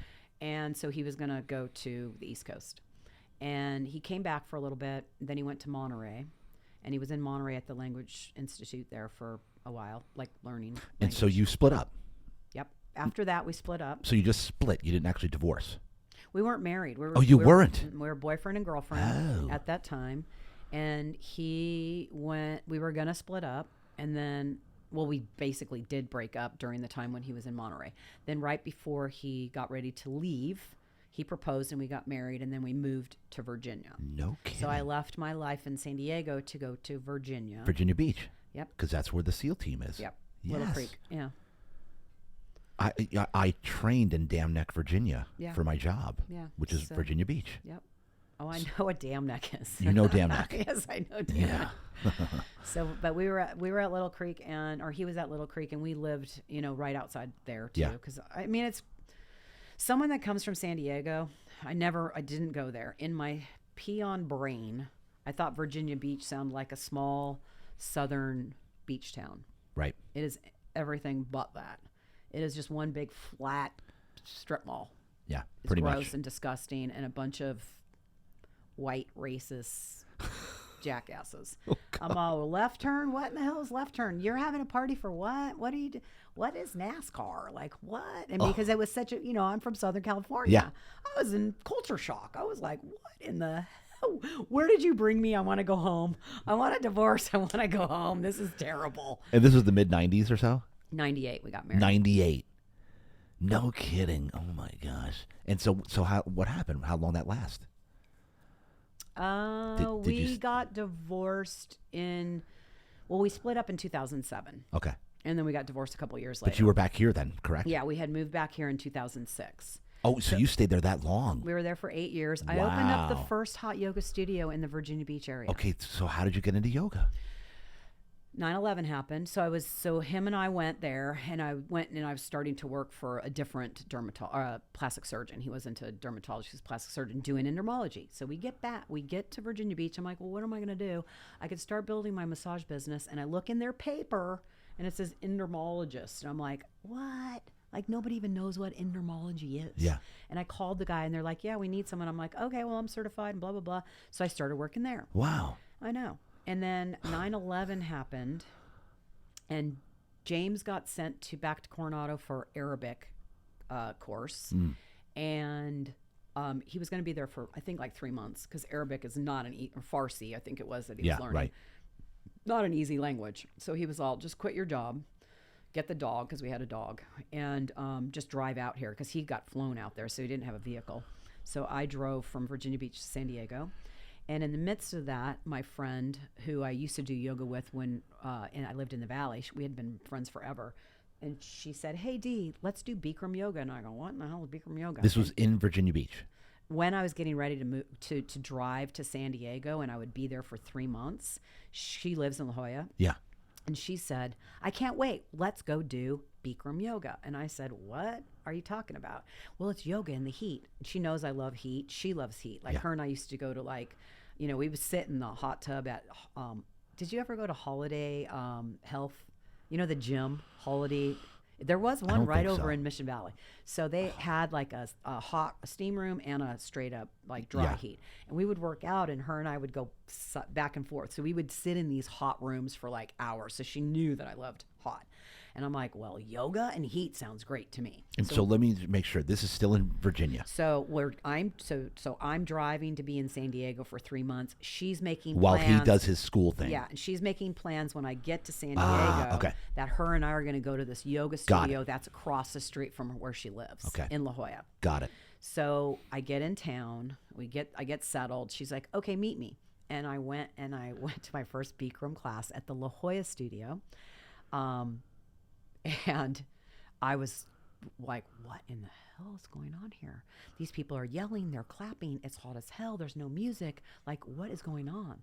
And then when I got back, because we were staying on base at the time, we were living in the BOQ, and I tell him, because he likes yoga too. Him and I had been doing yoga in Virginia Beach, and he goes, okay, I'll go with you tomorrow.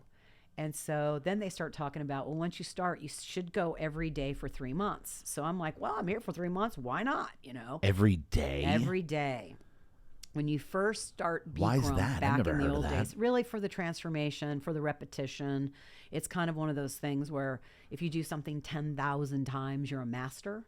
So get on the road, and as you know, it's a very addictive feeling. Absolutely. It's when you get home, you're like, I feel amazing. When do I go back? I need to get back there right now.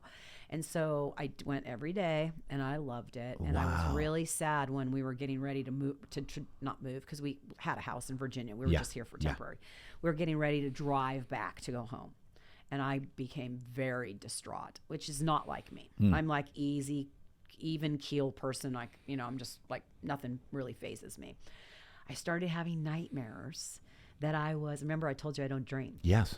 That I would show up to a hot yoga studio to take my class, to a Bikram studio, and not have my yoga clothes or water, but desperate to get in there and do yoga. This is my dreams. So my ex-husband says to me, because he knows how I am, he goes, okay, if you want to do the training, I'll pay for you to do the training. And it was $5,000. So that was not a cheap training. No. And it was in LA, and it was 9 weeks long. And it was getting ready to start. So this would have been, so it was 2011. It was probably like in the fall of 2001, because it was 9/11, right? It was right after 9/11, which would have been September. We were there for Christmas. So it was the beginning of 2002. 1 is 9/11. That's what I mean. So it was in 2001 when I had, in the fall after 9/11, after September. So October, November, December is when we were in San Diego. Right. So we're getting back, ready to come back, and they're starting their training in February of 2002.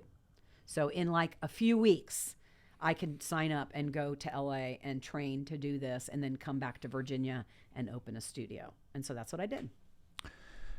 No way. So you went and trained for Bikram yoga in LA. And I was 41 years old. You were 41. I turned 42 when we graduated. Were they like, mostly? Oh, no. Old for this? Or? No, because if you give them the money, they don't care. Oh, they don't care. That's no. cool. I had 260 people in my training class. It was packed. We were literally lined up this far. We had like maybe a quarter of an inch between mats. You're kidding. Not kidding. It was an experience. But not everybody was young. I mean, there was probably maybe out of the 260, I'm going to say there was probably 30 people that were, late 30s, early 40s, maybe even some 50 and 60-year-olds.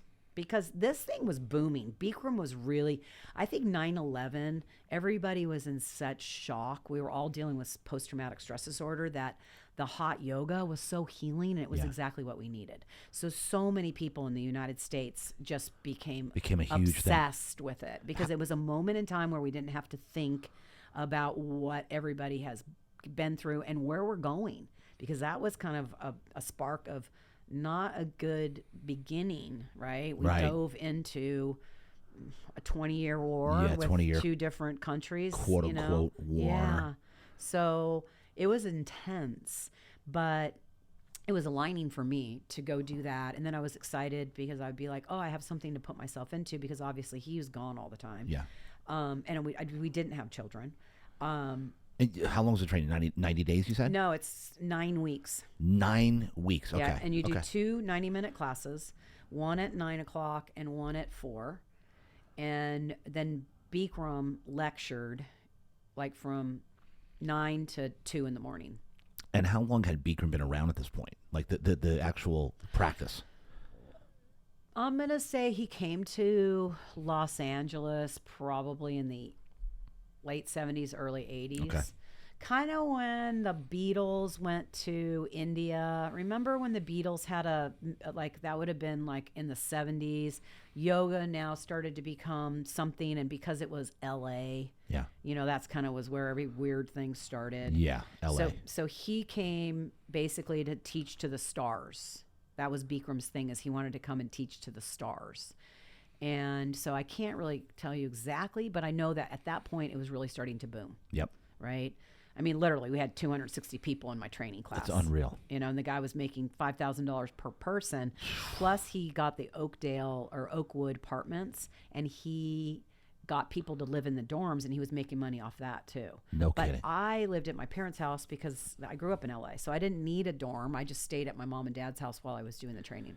And so you went back to Virginia after that? Went back to Virginia, opened up my studio, started looking for a place, right? Going, okay, where do I want to have it? And how did you get the backing for that? Did your husband at the time help back you on that? Yeah, he financially was a miser. He's a saver. Yeah. So, and plus we had a house. Yep. We bought a house on a lake for $190,000. Now these are people coming from San Diego, and we're like, what? Let's hurry. Give them the money. Yeah. So we had quite a bit of equity in our house already, and I'm a kind of a remodeler, so every time he would leave, I would do something, and the house property value was going up. So basically, I just took a home equity loan out. Right. He didn't help me. It was on me. Got it. I took a home equity loan out to do the build out, and then opened the studio. And it was great. I mean, it was great. Of course, I was a weirdo anyway. Yeah. I was like what they would call a bleeding heart liberal, even though I'm not. Yeah. I'm not anything, but I was a weirdo compared to, what that was. And when they said, why would I do hot yoga? I mean, yoga wasn't. Was Bikram back there at all? No. It wasn't. Yoga wasn't even a thing in Virginia No Beach. way. They had one Starbucks. Coffee. Like, if you want coffee, you go to a shitty ass coffee house where people are smoking, blowing smoke in your face. Blowing your smoke in your face, yeah. So this is now 0304-ish, give or take? No, I opened the studio in 2002. So in December. Okay. And so I went to the training in February, graduated on May 31st, opened my studio in December at the end of the year. And did you have to get the rights to do a franchise, or? At that point, he wasn't talking franchise until that graduating class. And because it was so popular, then all of a sudden he started talking franchise. Yeah. But he couldn't hold me to a franchise because I didn't sign any. He didn't have a franchise when we graduated. Got it. So when I put in to say, hey, I want to open up a Bikram studio, he started to have all these, oh, well, you don't have anywhere to practice. So who have you been teaching to? You have to teach for 6 months before I'll say that you can have a studio. Yeah. And I said, well, F you. And I opened up Virginia Beach Hot Yoga Studio. So you didn't call it Bikram? Did not call it Bikram. Got it. And that's great. I love that. I mean, and yeah, exactly. It's like, come on. And so what happened? Did it take off right away? Right away. Really? How did you market it? How did people know about you? It's kind of a small town. Yeah. I Because got that a hadn't real, been there at all. I got a really great place. It was a brand new shopping center and really good visibility. How many classes? I put in an ad in our local, so like in PB we have the Beach and Bay Press. So in Virginia Beach they have some sort of like a little local paper, and I put a coupon in for 10 days for $20. So pay me $20 and you could take class for 10 days. And that's how I got people to come in. Yeah. And as you know, once you do one class, Yeah, you're done. it was pretty cool because the lifestyle there is different, right? It's not very clean. It's not like they don't eat well. There's no health food. Now, I mean, they got all the stuff. Are you from Virginia? For East Coast. Okay. Yeah, So you know. So back then they didn't have any Whole Foods, no Trader Joe's, no nothing. Now they got everything. Well, as soon as I left, it was like, oh, Trader Joe's opens and I'm leaving. Like, what the, you know? So it was a strange thing for people to do, but you don't have to be a spiritual person to show up and sweat and do yoga. Right, you do not. And so I had a lot of people that would be like, I smoked my last cigarette before I came and did my first class. Yeah. Because they sweat it out. They're feeling so good. They get back in their car and they're like, oh. And that made me feel good. Yeah. So to me, I was like, oh my God, if I can offer this to somebody and they quit smoking, Yeah. I'm on it. I love this, right? Because I really just like to help people. I just want people to feel better and make better choices. And, and I know everybody has a different mindset and different plans and different desires and all of that. But there's something that unites a person when you're in a room sweating and breathing and practicing and focusing. Like, it doesn't matter who you are, right? You could be any. And I think that's where Trevor really fell in love with it as well, the owner of Corepower Yoga. And so this is Virginia Beach now. And then what happened? How did you close down there? And what? Yeah. So his last deployment, we knew we were getting ready that we were going to go back to the West Coast. And that was I moved in January of 2006. So in like late part of 2005, I started to look to sell the studio. And then one of my students who was going through a divorce decided that she wanted to buy the studio because that would give her something to focus on. And so how many classes were you teaching per day? Oh, I wasn't really, because I had a bunch of teachers. Oh, you did? So did you teach them? There is a girl who lived in Virginia Beach. She's from Virginia Beach. Her name is Melissa Smith. Oh. So people in San Diego, if you do yoga, you know Melissa Smith. Really? Yes. So Melissa did the training right after me. We did not know each other. She's probably 20 years younger than me. Yeah. Grew up in Virginia Beach, and all of a sudden we went to the same gym, Inlet Fitness, which was a really super cool, like hot gym. This is Virginia. Virginia Beach. It was on a marina. I mean, it was like the bomb. It was a gorgeous studio. Wow. And I had heard when my friends knew that I had done this Bikram training and I was back and I was preparing to open up a studio and doing the build out and all that, someone said, hey, there's a girl teaching Bikram yoga at Inlet Fitness. And I'm like, I got all indignant, like, well, there's nobody that's certified to teach it, Yeah. Well, this girl had taken a class or two, because that was kind of how Melissa rolls, and decided she's just going to start teaching it. But she ended up going to, and she's super cool. Yeah. So she does not come from money, and she didn't know how in the hell she was going to get $5,000. She won exactly the amount of money she needed for the training through a Pepsi Cola bottle cap. What? Yep. They were doing some sort of a, thing, because I don't pay any attention to that stuff. And she won on a bottle cap. She got the one that was I remember this $5,000. bottle cap thing. I remember this. So she was able to do the training because she won the money through a bottle cap. Unbelievable. Right? Yeah. I mean, come on, you can't make this stuff up. No. And so wait, so then did she... So then once she got back from the training, so she went... So she left from Virginia to go do the training. She went from Virginia to L.A. She had to stay in the dorm. That's why hers was $6,500. So she won $6,700, I think. It was the exact amount. It was so weird. And her and I had already talked because I had heard that she'd been teaching it. And this girl was like loose as a goose, like Yeah. as far as like, she like I'm very structured. Yeah. I've got my Saturn, like you got to do everything right and have integrity. And she's like whirling around, let it like fly. I don't give a hoot. Yeah. And so she started work. So we both taught our very first class at the studio when we opened. So by the time I got ready to open, she was finished with her training. And that very first day, her and I were huddled, like scared to death. And I'm like, you go do yours, I'll go do mine. By the end of this day, we'll have already taught our first class. That's how it worked. She was with a guy at the time, and he was really into martial arts. He was a jiu-jitsu guy. And so him and his brother started coming, and they loved it so much that they wanted to do the training. So right then, I had 4 of us. Yeah. And then we got another couple other people. So very quickly, I had a staff of teachers. Yeah. Oh, so they wanted to help teach. Yeah, they went off and did a training and came back and taught. So we had like 5 or 6 people teaching. And so how many people were in your first class? Gosh, I don't remember, but it wasn't a little. It was like, I don't know, 15, 20, something like that. It was, yeah. I don't really remember, to be honest with you. And so but it became a very popular studio. And then you wanted to sell it. And I was always making money. I was always able to pay my bills. I was always able to pay the teachers. So it was profitable. Yeah. And I was happy. Yeah. And I was loving it. And it was something that was like, I was just stoked. Because I mean, you were making a difference. I was making a difference. You're impacting lives. I was doing something that I really, really loved, and I was loving having brand new people show up and leaving as a yoga person. Yeah. A yogi. And I remember one guy, he came back one day, and he was somebody that was there every day, and he goes, Dee, I want to tell you something.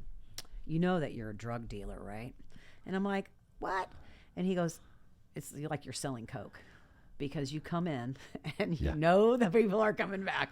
I go, yeah, but I get what you're saying, right? Yeah. Because it is. Yeah. It's such a drug. I loved it. Yeah. Yeah. But it's healthy. It is. And I'll tell you, so now, were you holding 90-minute classes or 1 hour? And we were you were still doing 90, yeah. Oh yeah, we were, come on now. We were serious. That's serious business. Yeah. So then you wanted to sell the practice back. Well, then James got orders, so we were going to come back here. Yeah. So then I started to put it out there, and so Kate bought the studio, and I moved back here. Well, we were leaving at the very end of the year because we were there for New Year's, so it was right after New Year's. It was probably January 2nd. Yeah. We drove back. 07 then, technically. 06. 06. Okay. No, 06, because it was January of 06 is when we got into San Diego. Got it. Okay. Yeah. And at the same time, we were going to have the people that were renting the house, my grandparents' house, Yeah. To move out. And then James and I would rent the house from my parents. Because my heart was set on living in my grandma's house. I wanted to get back to somewhere where it felt like home. No kidding. Yeah. And now during this time, had you talked about kids at all? We had, I had a few miscarriages. And Sorry. one that was definitely more traumatic for me. Right. And come to find out, my ex-husband, was a cheater and had always been a cheater. So he had been having side people his whole life. Yeah. And so he didn't really want to have kids with me. He Yeah. was just going to go get a younger person and just start a family. And that's basically what he did. No kidding. And he had been in the relationship with the girl for 3 years before I even knew it was happening. Wow. Yeah. And so you two just had never even talked about kids, other than the... Not really, because the truth is he was gone all the time. Yeah. Right? I mean, we never really, I didn't really even know for sure that he wanted kids. First of all, I didn't know if he would be a really good father because he had a lot of, temper problems and emotional problems and stuff like that. But he was really excited when I did get pregnant. Yeah. But when I had to go and have the DNC because I thought it was tubular and all of that, he really just kind of was like, kind of looked at me like I was damaged property. And it was just like, by that time he was like, he was already in a relationship with this other person who he's married to now and has 2 kids with. Right. And it was about 3 years before you even knew, huh? Mm-hmm. And so so you both came back to San Diego though. Yeah, we both came back, and he said later when I realized what his jig was, he said, well, I wanted to get you back home. Fucker. But he got you back home. Yeah.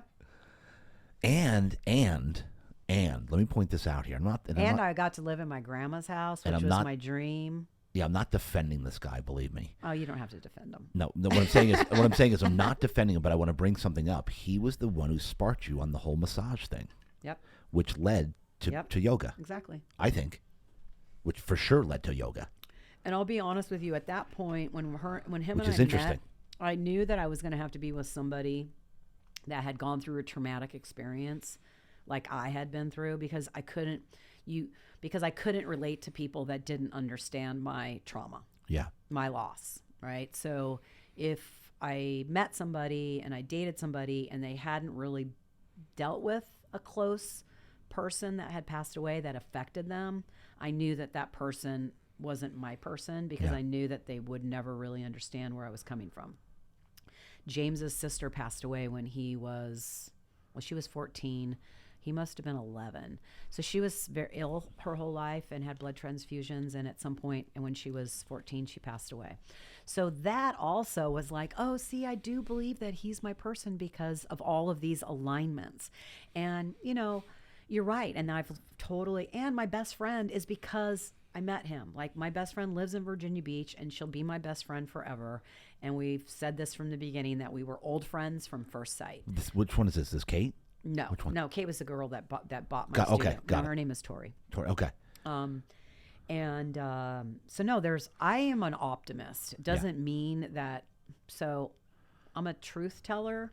And when the person that I have given my whole life to, and I trust you, and I had no idea that he was, I'm going to say he's probably got sociopathic, personality.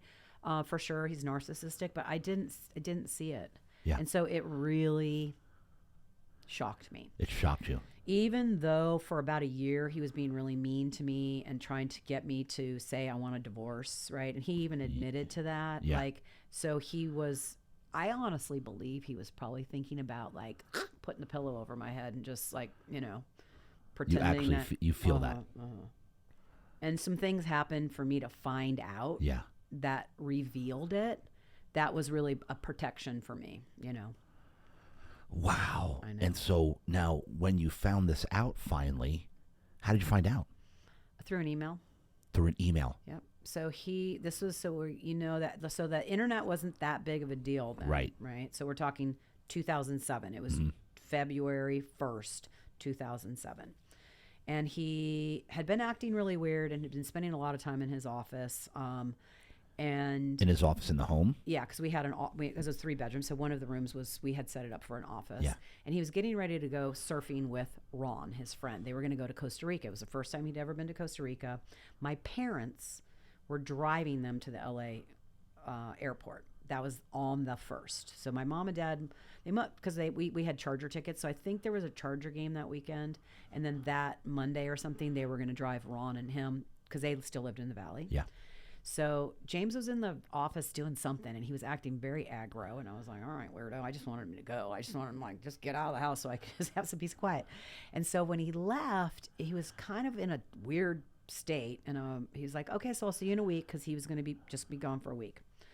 I went, he goes, oh, the computer crashed. So you're going to have to reboot it up or something. I'm like, okay.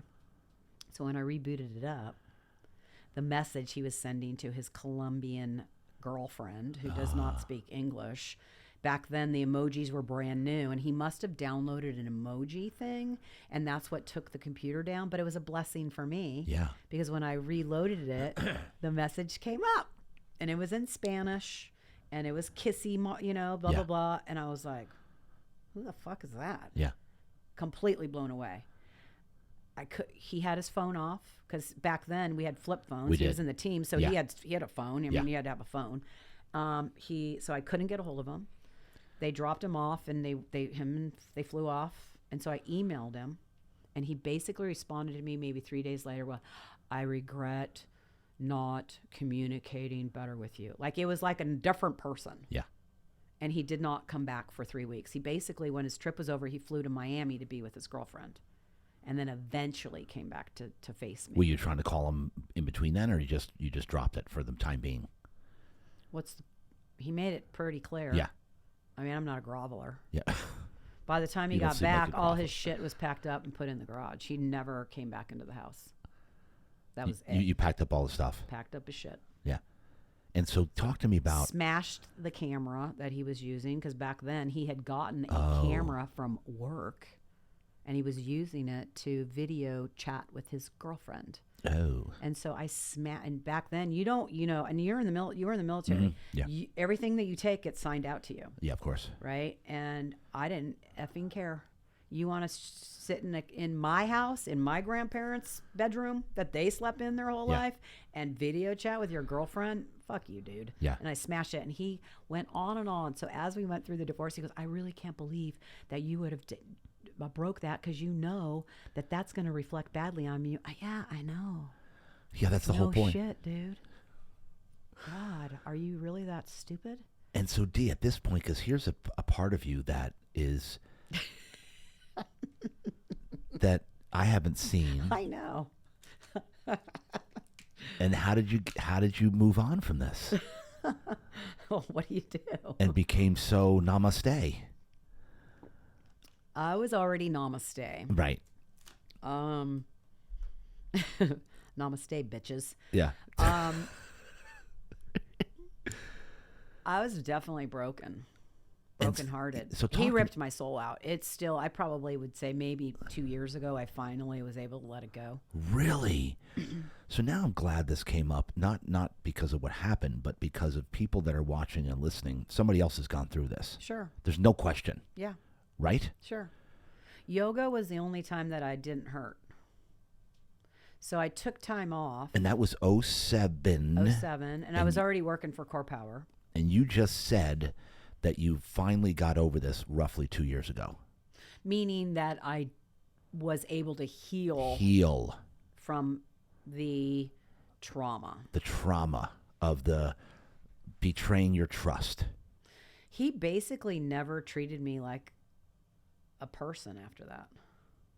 To him, I was Yeah. just not even, like, even looking at me, Yeah. he wasn't even there. He wasn't even looking at me. It was like he got caught and now he just wants to move on, And Yeah. I'm like, hey, talk to me. Like, tell me what, like, why wouldn't you even, like, have a conversation with me? Blah, blah, blah, But he's a mentally messed up person, And so that was hard for me because I did trust him and I Right. did love him.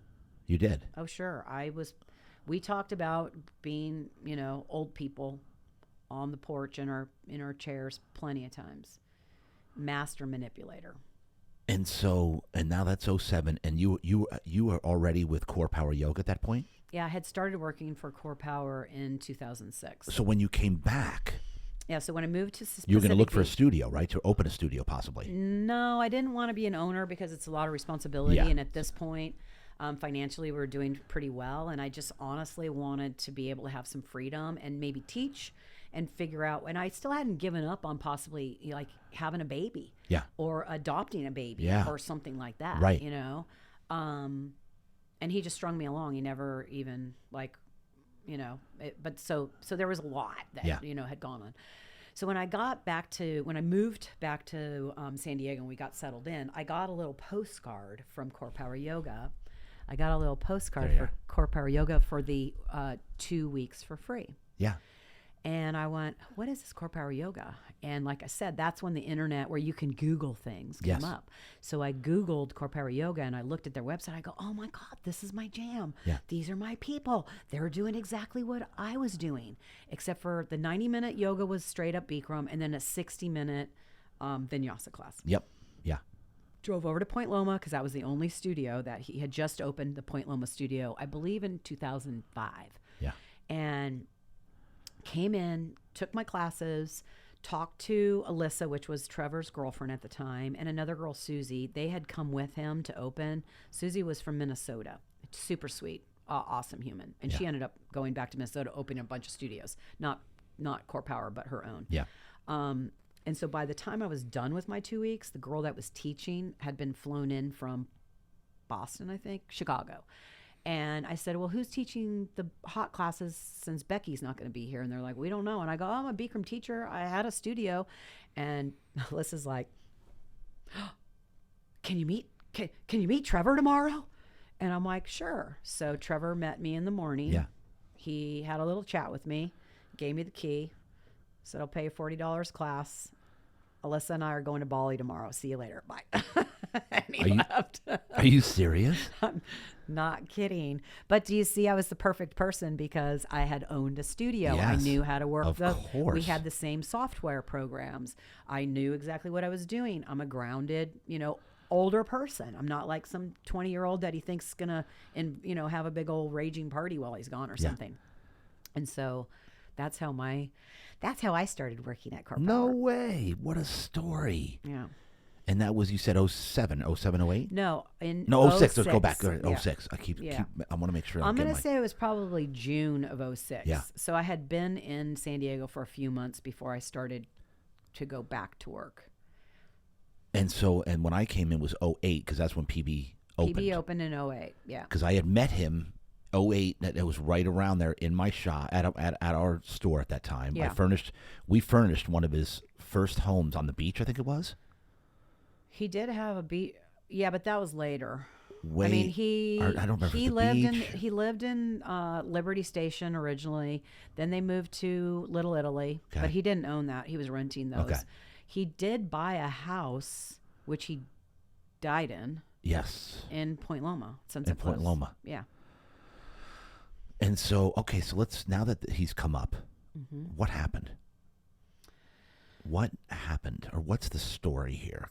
And for everybody's listening and watching here, Trevor, owner of Corepower Yoga, the incredible guy, he just ended up dying in his house. There was a little bit of blood here and there. He had a drug and alcohol problem. So he was a severe alcoholic, and he had a severe drug problem. Yeah. And this was a known thing. Yeah. Everybody knew it. Yep. Okay. And he So he fell started down, hit his head. As you said, his energy was incredible. Incredible.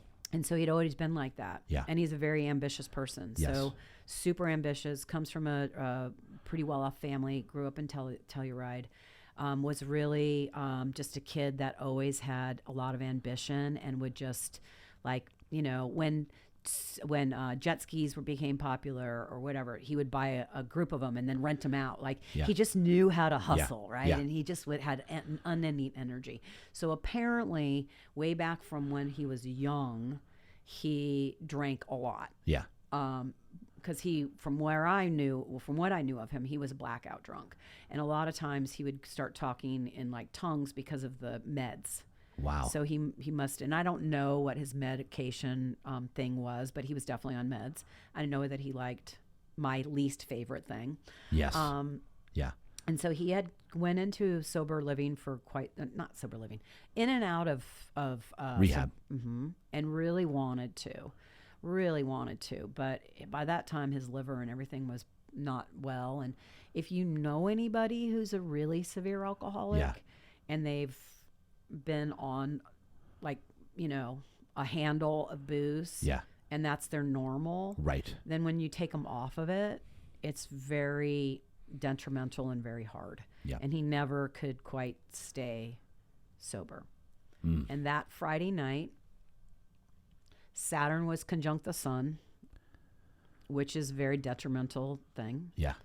And he had gone out. I guess he must have had he met a lot of people, and that's how he got a lot of people to come in, because he would sit at the bar and just the nicest, funniest, easy, smart person. And so he must have had a place that he would go, because I know a lot of people stopped serving him because they wanted to support his sobriety. And this is what I know, is that he came home late that night in an Uber, a fancy Uber, because that's how he rolls. Of course. And his neighbor saw him get out and fall into the bushes. And it was right before Christmas, so it was maybe a couple weeks before Christmas. And then he finally got into his house. He had Frenchies. He loved his French bulldogs, and he had 2 of them at that time. And they were in the backyard, because when he had gone out, he must have put them out. So when he came in, we don't really know what happened, but it looks like what happened was he fell. And he hit his face, so then his teeth came out. Then he fell and he hit his head.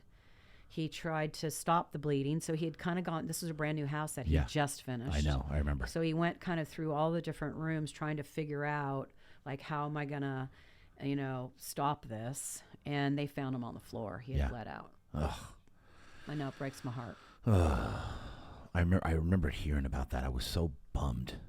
It's heartbreaking. Yeah, because he was such a good dude. Yep. Great energy, great guy. So. And he really wanted to. So when we first met, we talked about, our why and stuff. Because he was like, hey, do you want to open more studios and blah, blah, blah. I go, not really. I'd rather, not right now anyway. I'd really just want to teach and whatever. And we talked about, like profit margins and his idea to have a whole bunch of them. Because obviously if you have one grocery store, Right. it's only 0.5%. But if you have 150 of them, and so that was his plan. He came to yoga through an injury. He fell and he effed up his ankle, and he had to have a bunch of surgery, so he wasn't able to do his regular fitness stuff. And he started, and because he's a businessman, he would travel, so he started going to hot yoga, Bikram yoga, and he went to all these different studios. And he thought, you know what? If people would just standardize, like take all the good parts, and put it into one, this thing would be a gold mine. And that's what he did. Okay, so I'm glad you brought that up, because I've talked to yogis that kind of put Corepower Yoga down. Yeah. Saying it's not like real yoga. What's real yoga? What's your response to that? Do you know what I'm saying? I don't have time for that shit, It's not real yoga. What do you mean? Yeah, I've heard that. Like, oh, the music and this, that, and the other, that's not actually real yoga. And I'm like, well, what does that mean? You know what I'm talking about. I know what you're talking about, and that's just a really ignorant statement. Yeah. Because I get it, because I came from a more traditional yogic background. Yeah. But if you can get people to get in there and practice, people that would have never come. Right. Who are you? What do you mean it's not real yoga? Yoga means to yoke. Yeah. Yeah, give me. So it's not real yoga. Oh, we're not yoking in here? Is that it? We're not yoking enough, so it's not real yoga? Yeah. What a bunch of crap. No, it's definitely a more modern, less traditional, form of yoga. But the word yoga means to yoke, meaning So that what does that mean? yoking means to bring your body, mind, spirit into one energy field. So instead of it be like you keep your brain over here and your body over here and your spiritual side only in church. Yeah. Yoga, the word yoga means that you are yoking, right? Y-O-K-E, yoke, like the yolk of an egg. Right. You're bringing it together. That's what it means. And yoga is a philosophy. Asana is one tiny part of the philosophy of yoga. So if someone says it's not real yoga, then maybe it's not real yoga to them. Yeah. Just like maybe love to me isn't love to them. It doesn't matter. It's perception and perspective. But I mean, I get it.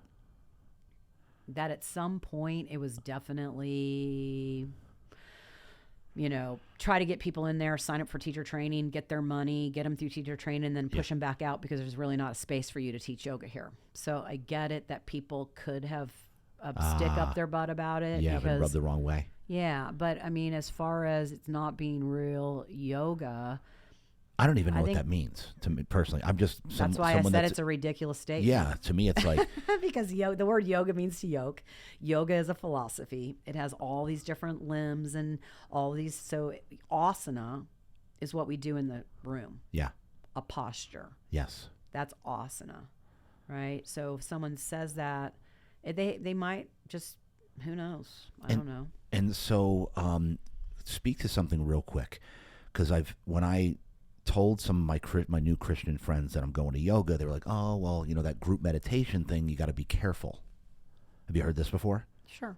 Where you can let spirits in or something like that? Or what do you say to that stuff? Like where it's like, oh, you got to kind of be careful when you're in a group meditation type thing. How do you feel about that? Because you're going to let spirits in? I don't know. I have no idea, actually. So. Do you know what I'm talking about, though? Yeah. Religion was made by men. Okay. So, and it's a doctrine of things that were written by people, right? By men, by humans. Yeah. So I, that's why I'm not really, really sold in my Yeah. religion, Yeah. right? Is because it's something was written down. Oh, are we New Testament, Old Testament? Well, you know what I mean? Yeah. It's like it's not written in stone. And if you are a weak person and because you can be affected by spirits Yes. at church. Correct. I mean, I could get negative vibration from some pedophile priest. And so, because you've talked about how you never doubt God in the beginning, right?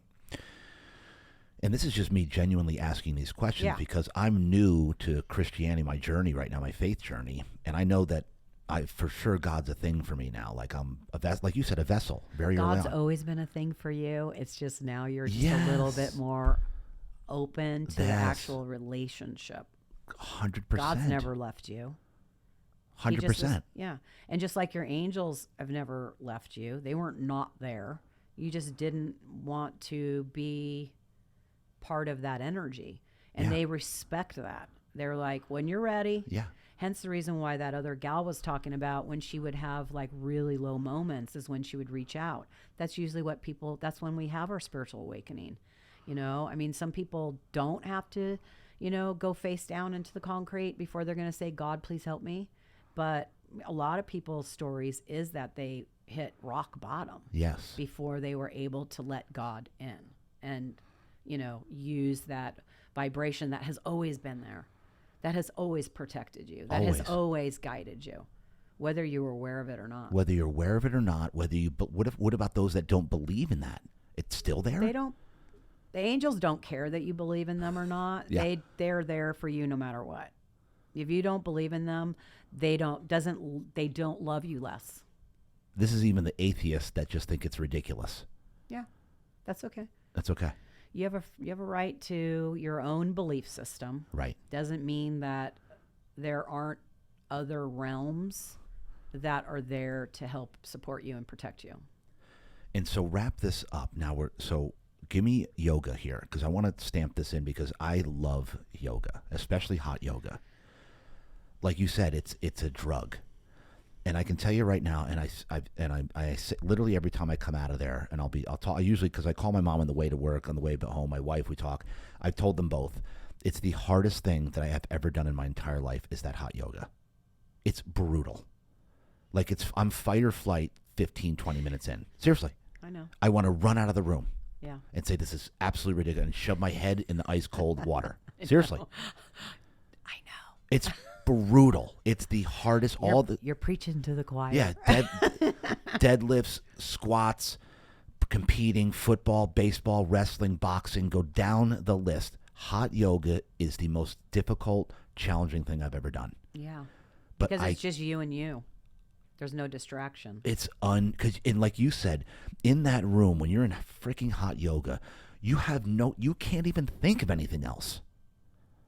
You can, but it's not going to serve No. you very well. Yeah. Unbelievable, I know. right? Yeah. So wrap this because So the heat. So Bikram started. So it's so funny how it's become such a phenomenon. But Bikram decided to heat up a room because he lives in Calcutta. In Calcutta, it is hot cold. and is humid. No, it's hot. Okay. And humid. Very hot, very humid. So when he moved to Los Angeles and was doing yoga in office buildings where it was air conditioned, he said, can we turn the air conditioning off and turn the heater on? Because he wanted to emulate the same environment of where he practiced yoga. So that's how the hot yoga thing started. And That's why? it. And do you feel hot is better than not hot, or it's So if you just think about depends? if you think about the history of heat and how ancient civilizations have used heat as a healing element. Yeah. So sweat lodges. The Japanese have always used like the steam and the heat. The Chinese, all of the ancient Yep. civilizations have been using heat for thousands of years as a healing vibration. So that is why the heat kind of takes us to our knees. It's healing. There's nothing you can, you can't say that it's not. Right. Right. Now, for some people, and I say this pretty often to new people, if you walked in and you told me, I don't really like to be hot, I really hate being hot, I don't want to be in a jacuzzi, I don't like saunas, I would say, then this is not for you, because you will hate it. You will not, because there are people that you're more, so your dynamic, like your chemistry. There are people that just really wouldn't do well in a heated environment. Maybe they are blonde haired, blue eyed, very small frame, very, you know what I mean? Yeah. Because they get hot easy. Yeah. So that wouldn't serve them. They don't like it. They're like, I'd rather take my thumb and shove it in my eyeball than show up and get in a room that's even 85 degrees, let alone 105, 110, whatever it is. Yeah. So the heat is used as a healing element and always has. The physical movement of asana are also ancient postures that create balance and opening in your meridians, right? So in Chinese medicine, it works with lines of energy that are called meridians. And so all of our internal organs are connected to different meridian lines. Well, when you're in doing physical yoga and you're in postures, it's compressing, stretching, strengthening. And so what you're doing is you're clearing out the old, like the age, like as we get older, as we live every day, and the food that we eat and the water we're drinking and the way we're sleeping, all of this can create what's the word? Stagnant energy? Yes, stagnant energy, exactly. Yeah. Stagnation. Yes. Dead energy, dead blood. The physical form of yoga breaks it up and moves it out. So it's bringing you back into more of a health, of your optimal health. Right. It's because whether you're in the heat or not, I don't feel nearly as good until I'm doing yoga on a regular basis. Yes. I'm more flexible. I can walk better. My knees feel better. Everything feels better. You also get an opportunity to let go of thoughts that do not serve you. You also get an opportunity to sweat out all the toxins. Toxins, yes. Right. So it's a bunch of things. It's not just one thing, and hot yoga is not for everybody, but I believe yoga, physical asana practice, and philosophy of yoga is appropriate for humans if that's something that they, are ready to receive, because any commitment, it takes willpower, it takes drive. Yeah. It takes a determination, and it comes in different ways. So. Yeah, it's like, it's so freaking brutal. Like, brutal. But I know that on the other side of it is the most incredible feeling you can possibly imagine. Yeah, very euphoric. It's very euphoric, and right afterwards I go into the bathroom and I take an ice cold shower for like 10 minutes. And that's super healthy too. Absolutely. Oh, I've studied the whole hot cold therapy. Heat cold, yeah. Really good. Because you can do too much hot yoga. You can be in the heat too much. You can deplete yourself. So, there are people that do everything in excess. And so exactly. So I live for that scenario right there. The cold. Okay. I love actually having someone come in and say to me, well, I've never done yoga, but I'm a marathon runner or whatever. And I'm like, okay, cool, awesome. And then they go in there and they're just like, reduced to rubble. And then they're like, that was the hardest thing that I've ever done. Yeah. Yeah. Like, you don't know how fit I am. That was the hardest thing I've ever done. Yeah. And I said, I know. Well, it just meets you where you're at and what you need, and all of that. So. And now, why is it majority women? Let's answer that question. I actually have a lot of guys in my class. Yeah, but it's majority women.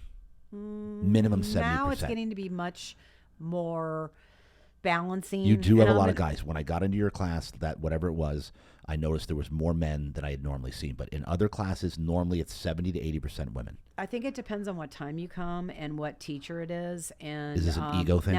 Now, mind you got to realize that I'm a grown woman and I'm a very straightforward. Yeah. So men come to me because they know that I'm not going to go, ooh, ah, I'm just going to give it to you real, the real deal. And then be like, put your toes there and make sure your knees there. And, so I do have a tendency to bring in, I have a reputation of having a lot of hot guys in my class. Pun intended, or? Take it how you want. Right?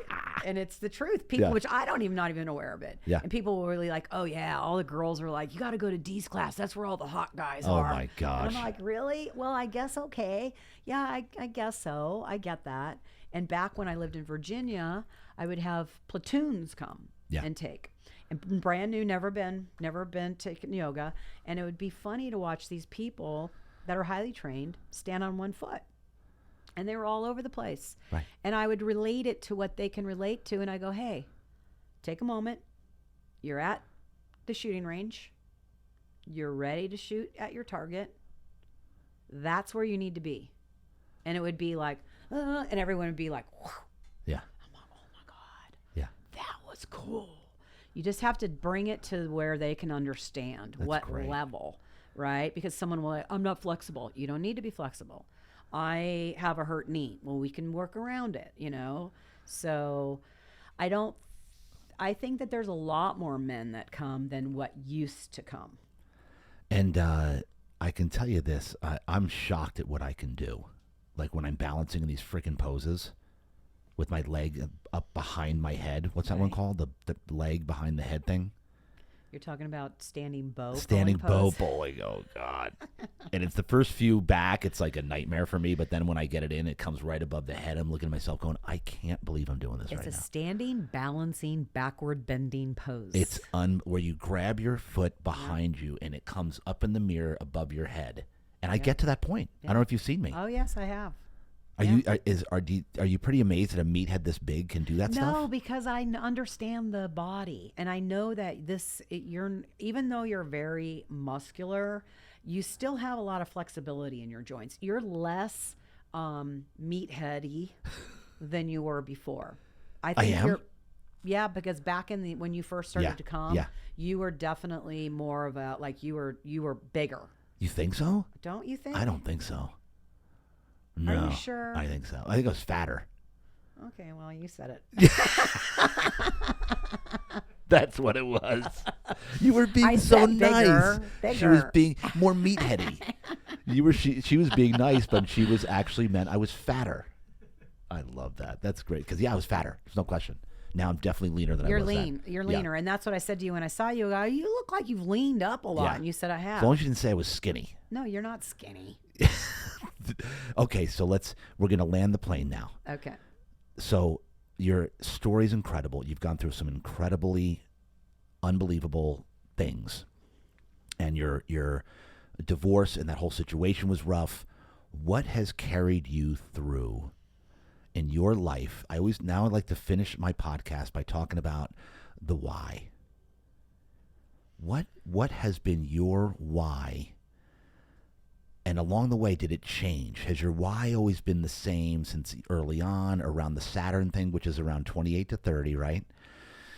I'm using her terminologies here. Now I just learned that today. And then what's driven you to where you are now, to the difference that you make in people's lives?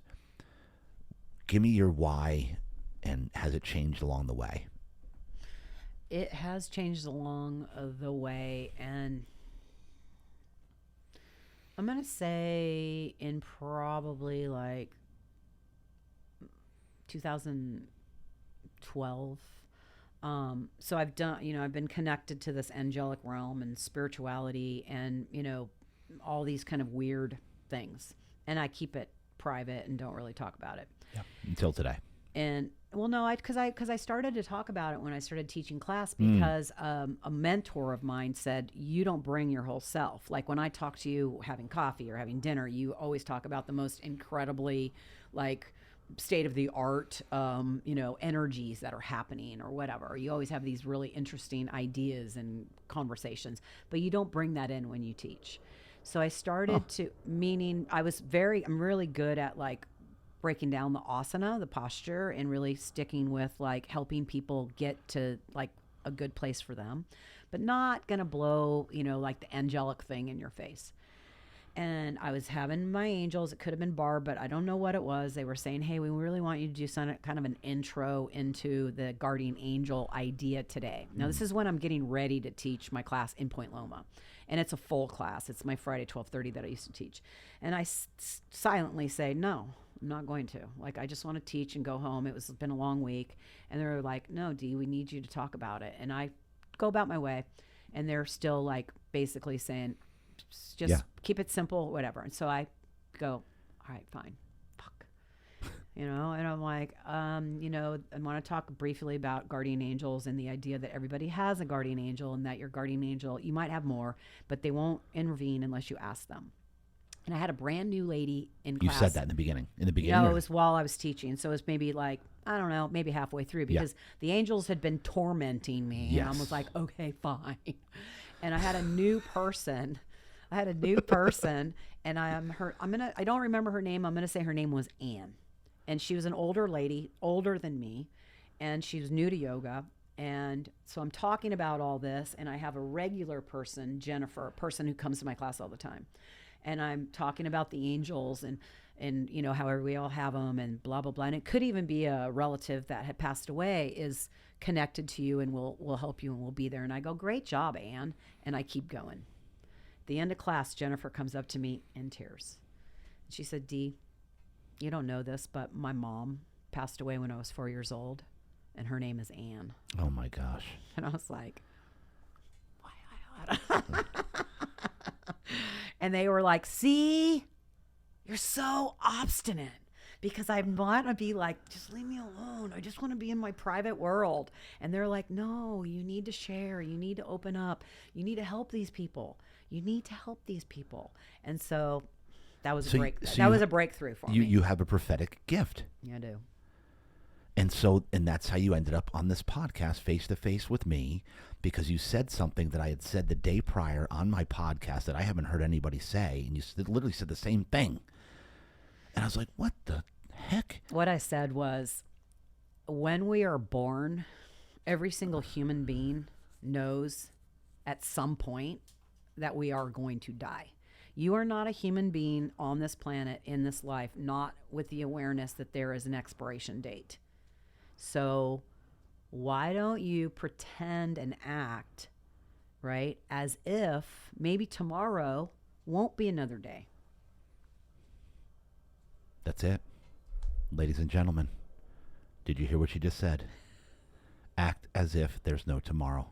Because what if you knew there wasn't a tomorrow? How would you live today? Because we aren't promised that. Right. I could not wake up in the morning. Correct. Right? I mean, so why not really be so excited about all of the gifts that we have? All of the people that are in our lives that create so much joy, like everything that you love. So then, like I would say, like, do you like to dance? Do you like music? Do you like animals? Do you like to run?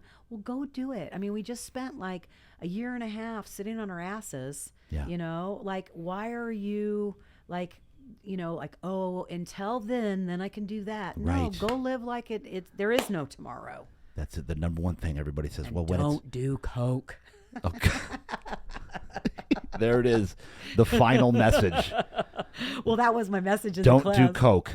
And that was my message in the class where I was like, hey, you don't know. So pick good things. Yeah. Like if you knew that tomorrow wasn't there, is that how you would want to spend your last day? Yeah. I don't think so, because it feels icky. It's a crappy feeling. Oh, it's terrible. It's terrible. So 14 years ago, Pacific Beach, this big fat meathead, your words. Your wife came with you that day. No, she didn't. She didn't come in the door to sign you up? No.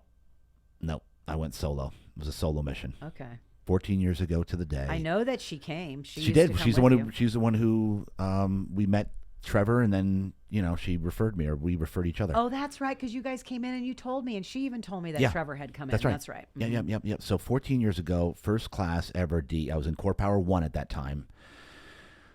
If I had walked up, you said, D, by the way, someday, we just met, you're going to be in my podcast room. You're going to be sharing your life story so that we can change thousands and thousands of lives that hear your story. Would you have believed me? Probably. You're probably right. Dee, it's been such a pleasure. This was amazing. You guys got to see us get to know each other on film live. Dee Hayes, ladies and gentlemen, thank you so much for coming in. Thank you for having me. That's a wrap. Real Deal Talk, baby. Namaste. Namaste.